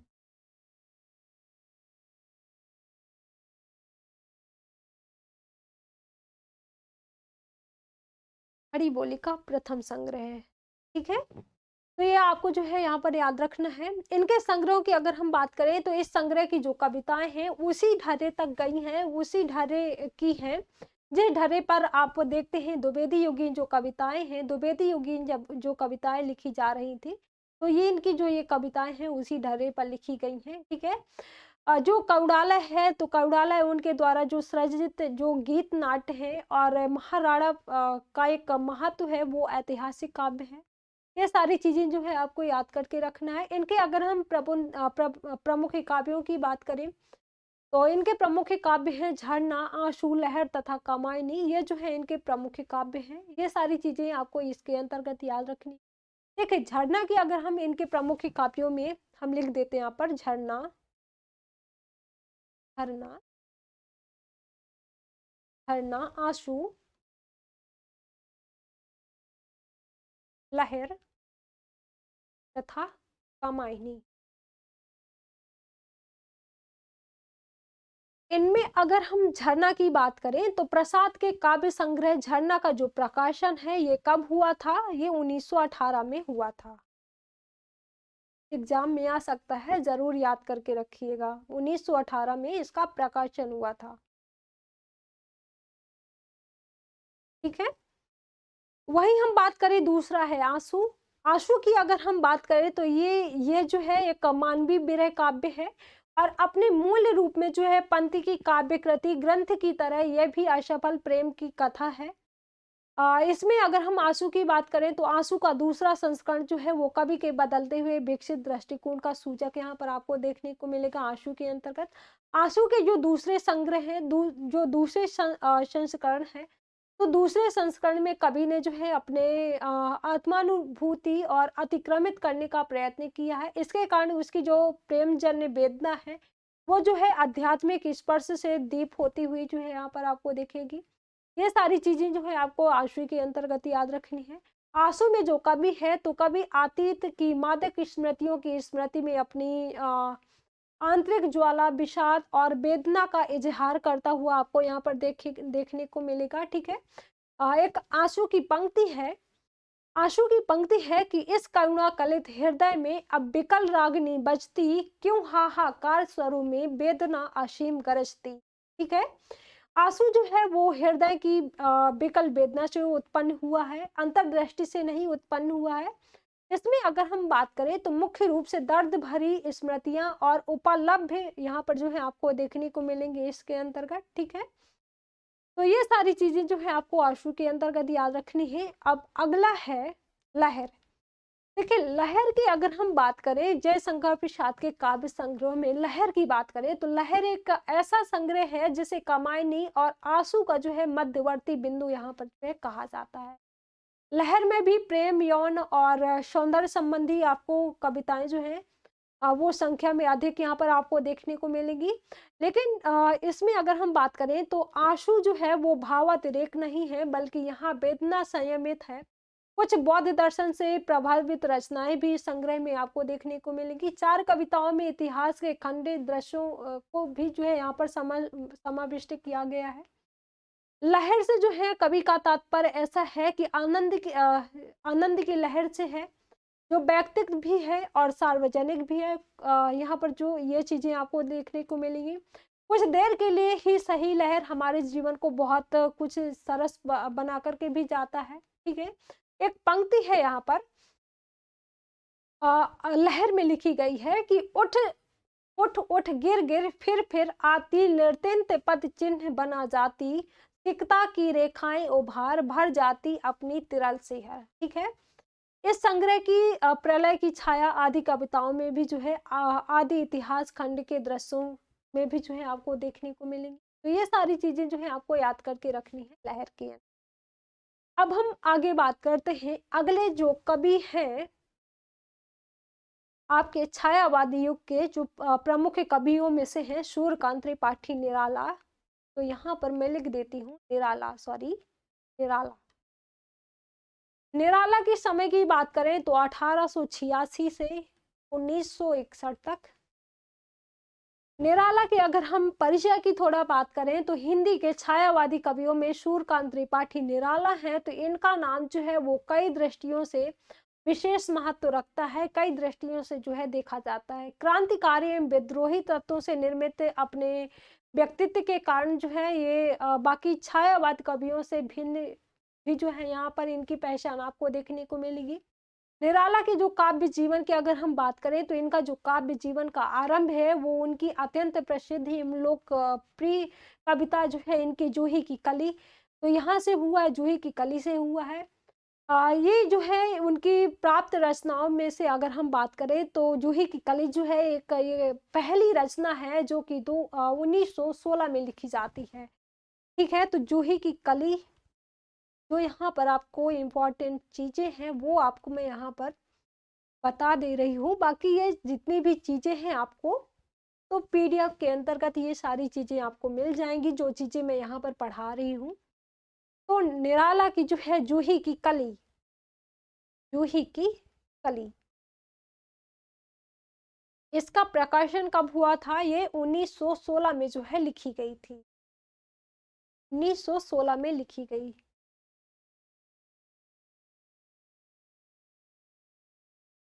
निराला के और अन्य काव्य संग्रहों की बात करें तो अनामिका जो कि प्रथम काव्य संग्रह है, अनामिका, अनामिका प्रथम काव्य संग्रह है, ठीक है। परिमल, गीतिका, अनामिका जो है ये द्वितीय है।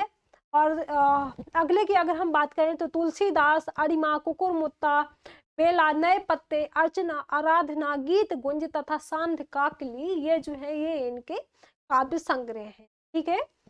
तो ये सारी चीजें जो है आपको याद।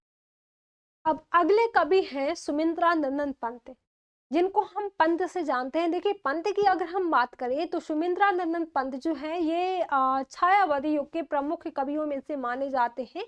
और ये जो है ये आधुनिक हिंदी छायावादी कविता के श्रेष्ठ प्रतिनिधि कवि माने जाते हैं। प्रकृति, जीवन और मनुष्य का जैसा यथार्थ रिश्ता पंत के काव्य में जो है मिलता है, दिखाई देता है, वो जो है अत्यंत दुर्लभ है। पंत के काव्यों की अगर हम बात करें तो पंत के काव्यों में एक ओर जो है आपको भारतीय संस्कृति की विवेक परंपरा का तेज आपको जो है देखने को मिलेगा, और दूसरी ओर जो है आपको विश्व चेतना से संपन्न ज्ञान विज्ञान को पाने की ललक आपको देखने को मिलेगी, ये जो है आपको दिखाई देगी। पंत की काव्य चेतना की अगर हम बात करें तो मानवीय संवेदनाओं के अनुरूप विकासोन्मुखी जो है यहाँ पर आपको ये देखने को मिलेगी। और सन 1916 से 1970 तक जो है विस्तार से फैली हुई थी, ये सारी चीजें जो है आपको देखने को, ठीक है। अब हम यहाँ पर बात करते हैं काव्य यात्रा की विकास के बारे में। देखिए काव्य यात्रा के अगर हम विकास के बारे में बात करें पंत की, तो सन 1936 तक जो है पंत पूरी तरह जो है छायावादी सौंदर्य के कवि रहे हैं। और 1936 से 1940 के बीच अगर हम बात करें तो 1936 से 1940 ईस्वी तक जो है उन पर मार्क्सवाद का प्रभाव भी जो है आपको देखने को मिलेगा। जो कि ये मार्क्सवाद है इसके बारे में हम पढ़ेंगे आगे, आपके सिलेबस में मेंशन है। इसके बाद जो है इनके काव्यों में जो है भौतिक यथार्थ का चित्रण भी जो है आपको देखने को मिलेगा। इसके बाद जो है सन 1940 से 1965 तक उन पर अरविंद दर्शन का भी प्रभाव आपको देखने को मिलेगा पंत के अंतर्गत। इसके आगे जो है 1965 से 1970 तक का उनका जो काव्य है वो विकासात्मक अभिनव चेतना से सृजन काल रहा है। पंत ने जो है अपनी काव्य यात्रा जो है वो छायावाद युग से शुरू करी है। इस युग की जो रचनाएं हैं, इस युग की रचनाओं में वीणा ग्रंथि, पल्लव तथा गुंजन जो है प्रमुख रूप से माने जाते हैं। इन रचनाओं में अगर हम बात करें तो प्रकृति प्रेम सर्वोपरि यहाँ पर आपको दिखाई देगा, ठीक है। इनमें प्रकृति के अंचल में व्याप्त अज्ञात सत्ता के प्रति जिज्ञासा भी आपको यहाँ पर व्यक्त की गई है, ये जो है आपको दिखाई देगी, ठीक है। विश्व के पलकों पर सुकुमार विचरते जब स्वप्न आ जान, ना जाने नक्षत्रों से कौन निमंत्रण देता मुझको मौन, ठीक है। तो ये एक पंक्ति है, ये सारी चीजें जो है आपको याद रखनी। अब जो है यहाँ पर एक और युग है जिसे हम उत्तर छायावादी युग के अंतर्गत जानते हैं, यानी कि छायावाद में जो है हम उत्तर छायावादी युग के बारे में जो है आप देखते हैं, ये भी जो है आपके सिलेबस में मेंशन है। तो इसके बारे में भी जो है हम थोड़ा सा देख लेते हैं। उत्तर छायावाद, आखिर छायावाद से क्या चीजें हैं इसमें अलग, ये आपको जो है यहाँ पर देखना है, ठीक है। उत्तर छायावाद, देखिए उत्तर छायावाद की अगर हम बात करें तो उत्तर छायावाद जो है वो छायावाद के उत्तरार्ध की एक विशिष्ट काव्य धारा है, जो कि 1930 के बाद हिंदी साहित्य में समानांतर रूप से कई धाराएं चल रही थी। अगर हम यहाँ पर बात करें, इनमें से जो सबसे प्रमुख धारा जो थी, जो सबसे प्रमुख युग था वो छायावाद थी। और इसके समानांतर जो चलने वाली जो धारा थी, तो उनमें जो है उत्तर छायावाद तथा राष्ट्रीय सांस्कृतिक काव्य धारा का जो है महत्व अगर हम यहाँ पर बात करें तो भी जो है ये आपको ये महत्व जो है आपको यहाँ पर देखने को मिलेगा। उत्तर छायावाद की अगर हम बात करें तो ये जो है उत्तर छायावाद अंग्रेजी के नियो रोमांटिसिज्म काव्य के नजदीक होने का जो है कारण कहीं कहीं पर आपको देखने को मिलेगा। नव्य स्वच्छंदतावाद के नाम से भी ये जो है जाना जाता है। इसके प्रमुख कवियों में अगर हम बात करें तो जो आपको यहाँ पर याद रखना है महत्वपूर्ण है, तो हरिवंश राय बच्चन, भगवती चरण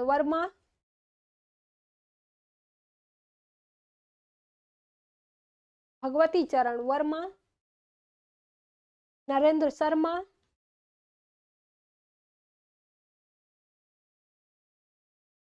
शर्मा, तथा रामेश्वर शुक्ल।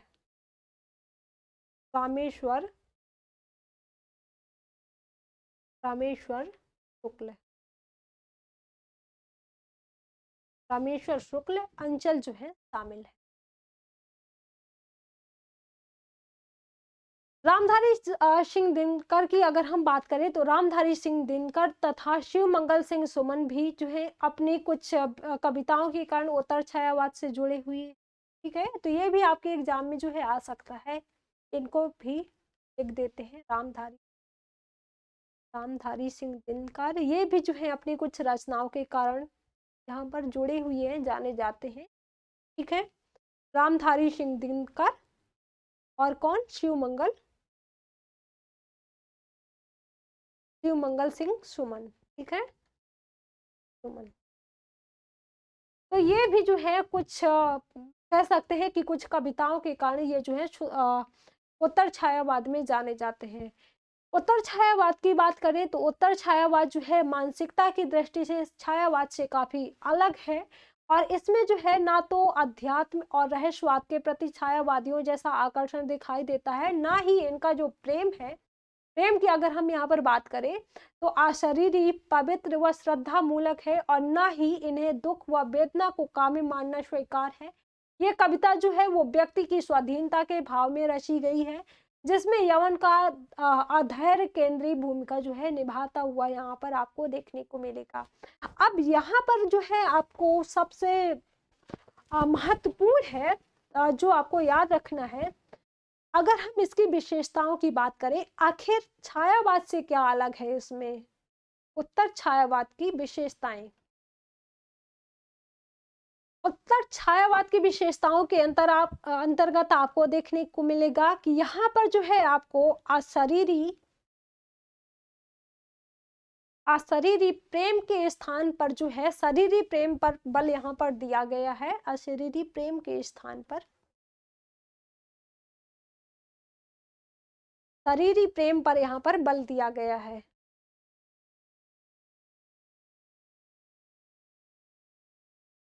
ठीक है, ये जो है आपको उत्तर छायावाद के अंतर्गत मिलेगा। देखिए, अशरीरी प्रेम के स्थान पर शरीरी प्रेम की अगर हम बात करें तो दिनकर ने जो है उर्वशी में, और बच्चन ने जो है अपने उत्तरकालीन काव्य में, तथा नरेंद्र शर्मा व रामेश्वर शुक्ल की अगर हम बात करें, रामेश्वर शुक्ल अंचल ने जो है इन्होंने लगभग अपनी सब कविताओं में अगर हम बात करें, सब प्रेम कविताओं में जो है शारीरिक प्रेम को जो है केंद्र में रखा है। एक पंक्ति है नरेंद्र वर्मा की।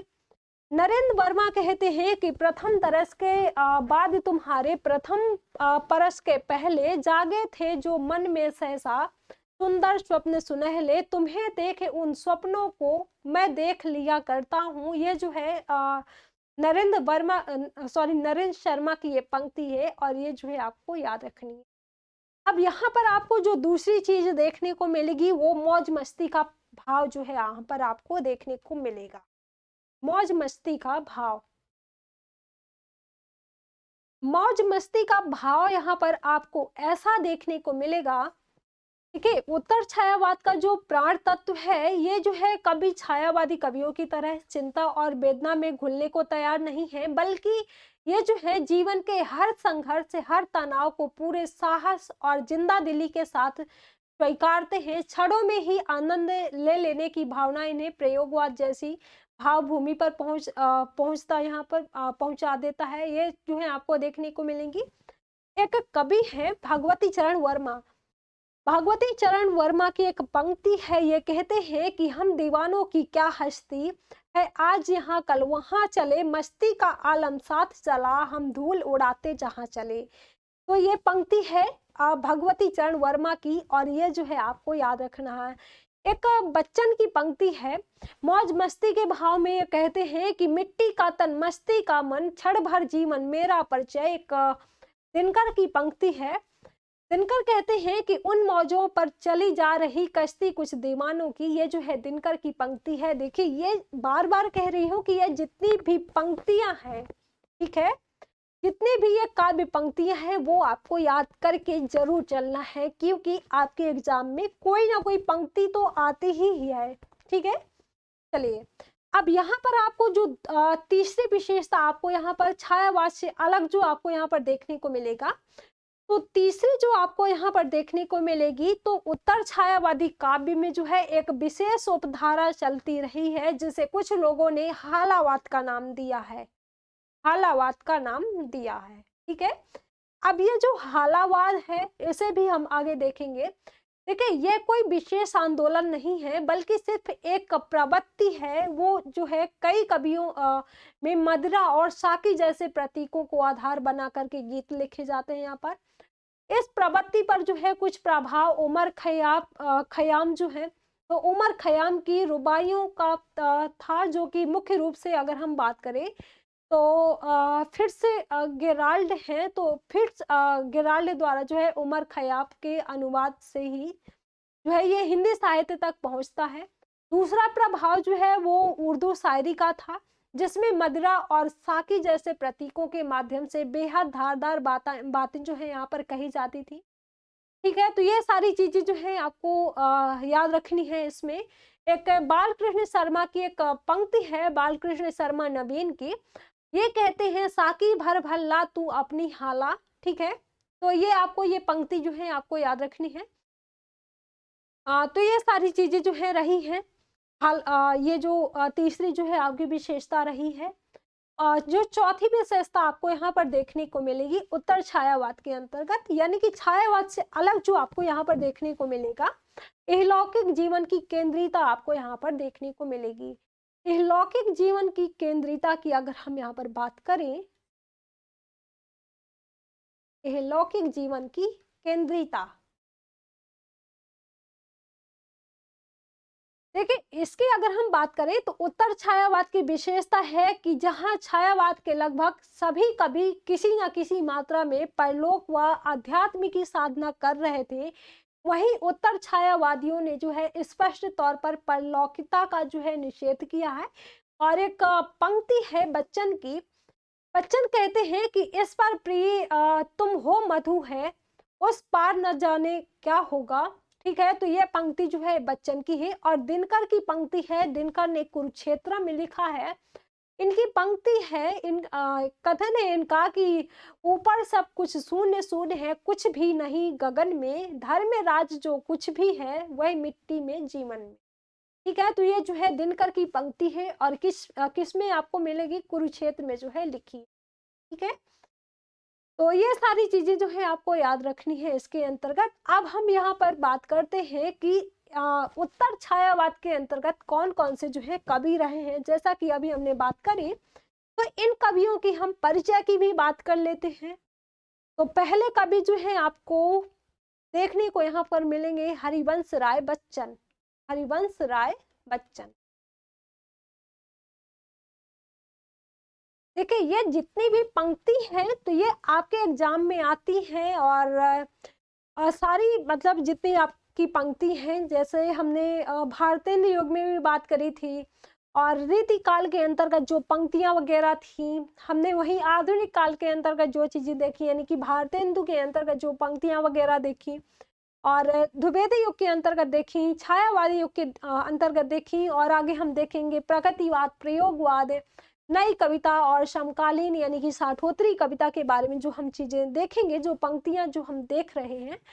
तो इनको अगर आपकी डिमांड पर है, अगर आप बोलेंगे कि मतलब मैं करवा दूं, तो वो भी करवा दूंगी। अगर आप पीडीएफ से काम चला लेंगे तो वो भी ठीक है। तो आपको वैसे तो ये सारी जो पंक्तियां हैं वो आपको पीडीएफ में सारी की सारी चीजें जो है आपके एग्जाम के पॉइंट ऑफ व्यू से है, तो सारी की सारी चीजें जो है आपको मिल जाएंगी। ठीक है, ठीक है। हरिवंश राय बच्चन के अगर हम परिचय की बात करते हैं, तो हरिवंश राय बच्चन जो है ये उत्तर छायावाद के प्रमुख कवि माने जाते हैं। उत्तर छायावाद के प्रमुख कवि ये जो है माने जाते हैं, और आपको जो है ये याद रखना है, ठीक है। तो हरिवंश राय बच्चन जो है ये उत्तर छायावाद के प्रमुख कवि माने जाते हैं, और व्यक्तिवादी गीत, कविता या हालावादी काव्य के शिखर कवि के रूप में जो इनकी ख्याति जो है रही है। इनका जन्म जो है वो 27 नवंबर जन्म जो है, वैसे ही इनका जो जन्म वगैरह है ये आएगा नहीं एग्जाम में, लेकिन हाँ कभी कभी जैसे चयन करने के लिए जो क्वेश्चन आते हैं, ठीक है, जो कूट वाले जो आपके प्रश्न आते हैं तो आ सकता है उसमें। तो जन्म इनका जो है वो 27 नवंबर को हुआ था। 27 नवंबर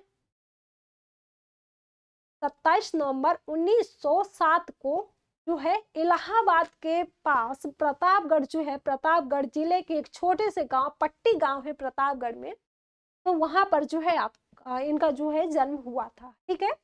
1952 में ये पढ़ने के लिए इंग्लैंड गए, और फिर जहां पर इन्होंने कैम्ब्रिज विश्वविद्यालय में अंग्रेजी साहित्य का पर जो है इन्होंने शोध किया। फिर इसके बाद जो है 1955 में कैम्ब्रिज से वापस आने के बाद जो है इनकी नियुक्ति भारत सरकार के एक विदेश मंत्रालय में हिंदी विशेषज्ञ के रूप में हुई। हरिवंश राय बच्चन राज्यसभा के मनोनीत सदस्य भी रहे हैं। 18 जनवरी 2003 को मुंबई में इनका जो है निधन हो जाता है। देखिए जन्म इनका कहाँ पर होता है, इलाहाबाद में, इलाहाबाद के निकट प्रतापगढ़ में, कहा, पट्टी गांव, एक छोटे से पट्टी गांव में इनका जो है जन्म होता है, ठीक है। और इनकी मृत्यु कब होती है, इनकी मृत्यु कब होती है, 18 जनवरी 2003 को जो है मुंबई में इनकी मृत्यु हो जाती है, ठीक है, मुंबई में इनकी मृत्यु हो जाती है। इनकी कृतियों की यानी कि इनकी रचनाओं की बात करें तो इनकी रचनाएं हैं,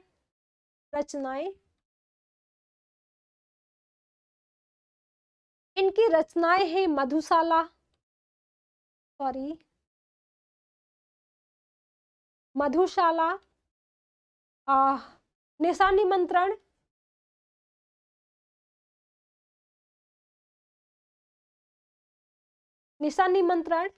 अगली इनकी जो कृति है वो है प्रणय पत्रिका। देखिए इनकी काफी सारी जो रचनाएं हैं, कृतियां हैं, जैसे हम बात करें मधुशाला, निशा निमंत्रण, प्रणय पत्रिका, और मधु कलश, एकांत संगीत, शतरंगिनी, मिलन यामिनी, बुद्ध और नाचघर, त्रिभंगिमा, और आरती और अंगारे, आकोलंतर, सूत की माला आदि, ये जो है ये इनकी कह सकते हैं इनकी रचनाएं हैं, इनकी कृतियां हैं, ठीक है। अब हम आगे बात करते हैं अगले जो प्रसिद्ध कवि हैं उत्तर छायावाद के, वो है माखनलाल चतुर्वेदी। माखनलाल, सॉरी आज हो क्या रहा है, माखनलाल चतुर्वेदी। देखिए माखनलाल चतुर्वेदी की अगर हम परिचय की बात करें तो इनका जन्म होता है 1889 में। कहां पर होता है, मध्य प्रदेश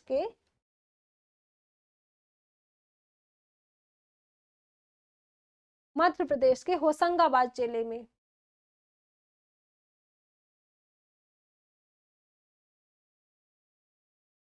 मध्य प्रदेश के होशंगाबाद जिले में इनका जन्म होता है, ठीक है। इन पर सैयद अमीर अली, स्वामी रामतीर्थ और माधवराव सप्रे का विशेष प्रभाव देखने को आपको मिलेगा। पारिवारिक एवं पारंपरिक रूप से इन पर वैष्णव संस्कारों का गहरा प्रभाव जो है था, ये चीजें जो है आपको देखने को मिलेंगी। अध्यापक के रूप में जीवन का आरंभ करते हुए इन्होंने पत्रकारिता के क्षेत्र में स्वाधीनता सेनानी जैसी भूमिका भी निभाई है। इन्होंने प्रभा प्रताप कर्मवीर जैसे पत्रों का जो है संपादन भी किया है। एक भारतीय आत्मा के उपनाम से इन्होंने एक विशिष्ट ख्याति अर्जित भी करी है। इनकी रचनाओं में अगर हम बात करें तो देश के प्रति गंभीर प्रेम और उत्कट बलिदान की भावना भी जो है यहाँ पर प्रमुख रही है, ये आपको यहाँ पर देखने को मिलेगा। हिम किरीटनी और हिम तरंगिनी इनके प्रमुख काव्य संग्रह हैं।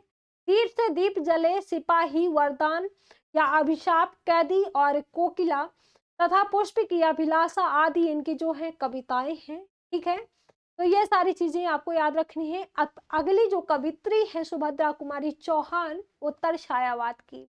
देखिए सुभद्रा कुमारी चौहान की, हाँ यहाँ पर अगर हम बात करें तीसरी यानी कि ये दूसरे हो गए, तीसरी यानी कि कवित्री हैं सुभद्रा कुमारी चौहान। सुभद्रा कुमारी चौहान की बात करें तो सुभद्रा कुमारी चौहान का जो जन्म है वो प्रयाग जिले के निहालपुर गांव में हुआ था। असहयोग आंदोलन के प्रभाव में इन्होंने शिक्षा अधूरी छोड़ दी थी और राजनीति में जो है सक्रिय रूप से भाग लेने लगी थी। इन्होंने अपने बाल्यकाल से हिंदी काव्य रचना जो है प्रारंभ कर दी थी। इनकी कविताओं की अगर हम बात करें तो त्रिधारा एवं मुकुल संग्रह में जो है संकलित है। भाव की दृष्टि से अगर हम बात करें तो इनकी जो कविताएं हैं वो दो वर्गों में देखी जाती हैं, दो वर्गों में जो है रखी जा सकती हैं। प्रथम वर्ग की बात करें तो पहला वर्ग जो है वो प्रथम वर्ग में राष्ट्रीय सांस्कृतिक चेतना से युक्त कविताएं जो है आपको देखने को मिलेगी। वीरों को कैसा हो, बसंत, स्वदेश के प्रति और विजयादशमी, सेनानी का स्वागत तथा झांसी की रानी जो है, ये ऐसी जो कविताएं हैं आपको देखने को मिलेंगी पहले वर्ग के अंतर्गत। दूसरे वर्ग की बात करें तो दूसरे वर्ग के अंतर्गत जो आपको देखने को मिलेंगी तो प्रणय भावना संबंधी कविताएं जो है आपको देखने को मिलेंगी। ऐसी कविताओं में जो है प्रीतम से चिंता, मनुहार, राधे प्रेम श्रृंखला तथा मेरा नया बचपन और बालिका का परिचय जो है, ये सारी चीजें आपको इसके अंतर्गत देखने को मिलेगी। अब अगले कवि हैं, अगले प्रमुख कवि हैं उत्तर छायावाद के रामधारी सिंह दिनकर, और जिनका समय है वो 1908 से 1974 माना। रामधारी सिंह दिनकर, देखिए रामधारी सिंह दिनकर के बारे में अगर हम बात करें तो ये छायावाद के समय से हिंदी कविता की एक धारा जो है राष्ट्रीय जन जागरण की थी, जिसका प्रतिनिधि जो है वो माखनलाल चतुर्वेदी और बाल चंद्र शर्मा नवीन और भगवती चरण वर्मा, सुभद्रा कुमारी चौहान आदि कर रहे थे। इसे और भी जो है तीव्र एवं प्रखर बनाने वाले जो कवि हैं वो रामधारी सिंह दिनकर हैं, और जिन्होंने आरंभ से ही ओजस्विता और तेजस्विता से जो है कविताएं लिखी। रामधारी सिंह दिनकर जो है ये सर्वप्रथम गुप्त जी के अजयद्रथ वध के बारे में जब हमने बात करी थी तो इसके अनुकरण पर जो है प्रणभंग काव्य का निर्माण किया है, और तदुपरांत इसके जो है हुंकार, रसवंती, द्वंद्व गीत, रेणुका, शामधेनी, कुरुक्षेत्र और रश्मि रथी, उर्वशी, परशुराम की प्रतीक्षा और बापू, इतिहास के आंसू, सीपी और संघ जो है आदि काव्यों की जो है इन्होंने रचना करी है, जिनमें उन्होंने जो है आर्थिक, सामाजिक एवं धार्मिक समस्याओं की अपेक्षा देश की स्वतंत्रता प्राप्ति के लिए जो है क्रांति एवं विद्रोह का इन्होंने सिंहनाद करते हुए जन जागरण की भावना को जो है इन्होंने सर्वाधिक महत्व प्रदान किया है। स्वतंत्रता प्राप्ति के बाद जो है देश में व्याप्त राजनीतिक समस्या पर जो है अपने विचार प्रकट किए हैं इन्होंने, रामधारी सिंह दिनकर ने। ठीक है, तो ये सारी चीजें जो है आपको याद रखनी है उत्तर छायावाद की। ठीक है, तो आज जो है हमने देखा छायावाद के बारे में, और साथ ही हमने देखा कि छायावाद के बाद जो हम उत्तर छायावाद के बारे में देखा, आखिर छायावाद से अलग क्या है उत्तर छायावाद के बारे में जो है ये सारी चीजें जो देखी। ठीक है, तो इन सारी चीजों के बारे में जो है आपको याद रखना है। अब अगली जो हमारी क्लास होगी यानी कि अगला जो हमारा सेशन होगा उसमें हम देखेंगे प्रगतिवाद और प्रयोगवाद, नई कविता और साठोत्तरी कविता यानी कि समकालीन कविता। तो वो जो है ये तीनों चारों चीजें जो है प्रगतिवाद, प्रयोगवाद, नई कविता और साठोत्तरी कविता, ये जो है ये हम एक वीडियो में यानी कि एक क्लास में जो है हम देख लेंगे, एक सेशन के अंतर्गत देख लेंगे। और फिर इसके बाद जो है आ जाती हैं आपकी कहानियां, उपन्यास, नाटक वगैरह जो है ये आ जाती है। ठीक है, तो इसके बारे में जो है हम देखेंगे। देखिए, आपके अगर हम एग्जाम की बात करें तो आपका एग्जाम जो है बिल्कुल पास में ही आ गया है। तो हम जो है दो दो क्लासें करेंगे, यानी कि एक जो है आपकी क्लास आएगी सुबह, और एक जो आपकी क्लास आएगी वो शाम टाइम, यानी कि 7 PM पर जो हमारी क्लास रहती है। ठीक है, तो वो ये दोनों टाइम पे आएंगी। तो ऐसे में आपका क्या होगा कि सिलेबस भी जो है जल्दी कवर हो जाएगा।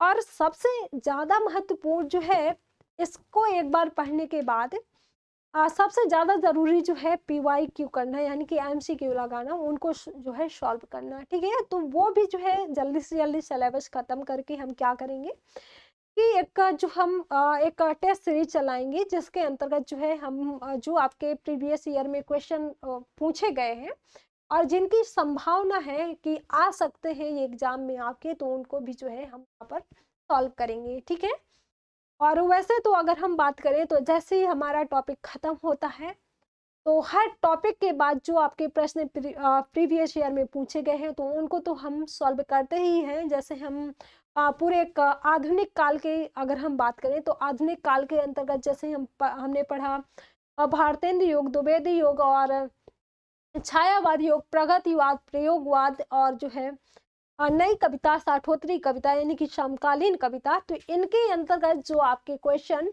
प्रीवियस ईयर में पूछे गए हैं तो उनको जो है हम टॉपिक के बाद जो है सॉल्व करेंगे। ठीक है, उसके बाद जो है हम क्या करेंगे, उसके बाद कहानी, उपन्यास और जो आपकी सिलेबस में जो चीज़ें हैं तो उनको भी उनको फिर इसके बाद जो है हम स्टार्ट करेंगे। ठीक है, तो उम्मीद करती हूँ कि ये सारी चीज़ें जो है आपको समझ में आई होंगी। अगर आपको कोई भी डाउट होता है या फिर आपको PDF से रिलेटेड कोई आपको डाउट है, तो मैं जो है आपको एक नंबर दे रही हूँ,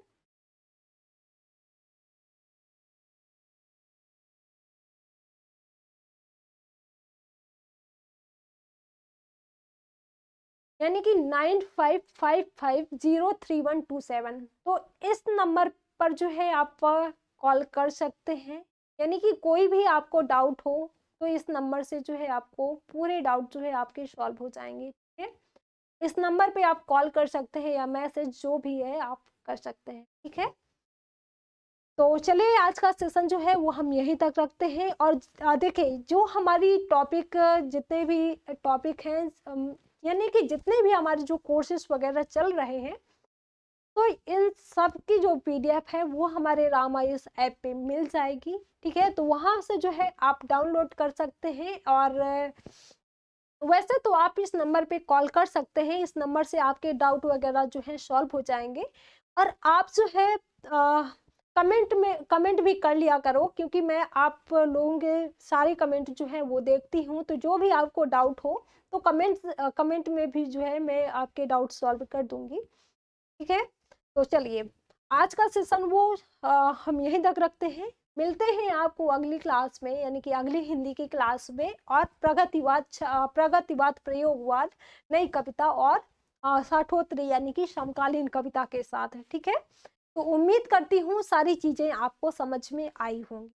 ठीक है, तो अपनी राय प्रतिक्रिया जो है वो हमें कमेंट बॉक्स में बताइएगा। सभी को बाय बाय, थैंक यू।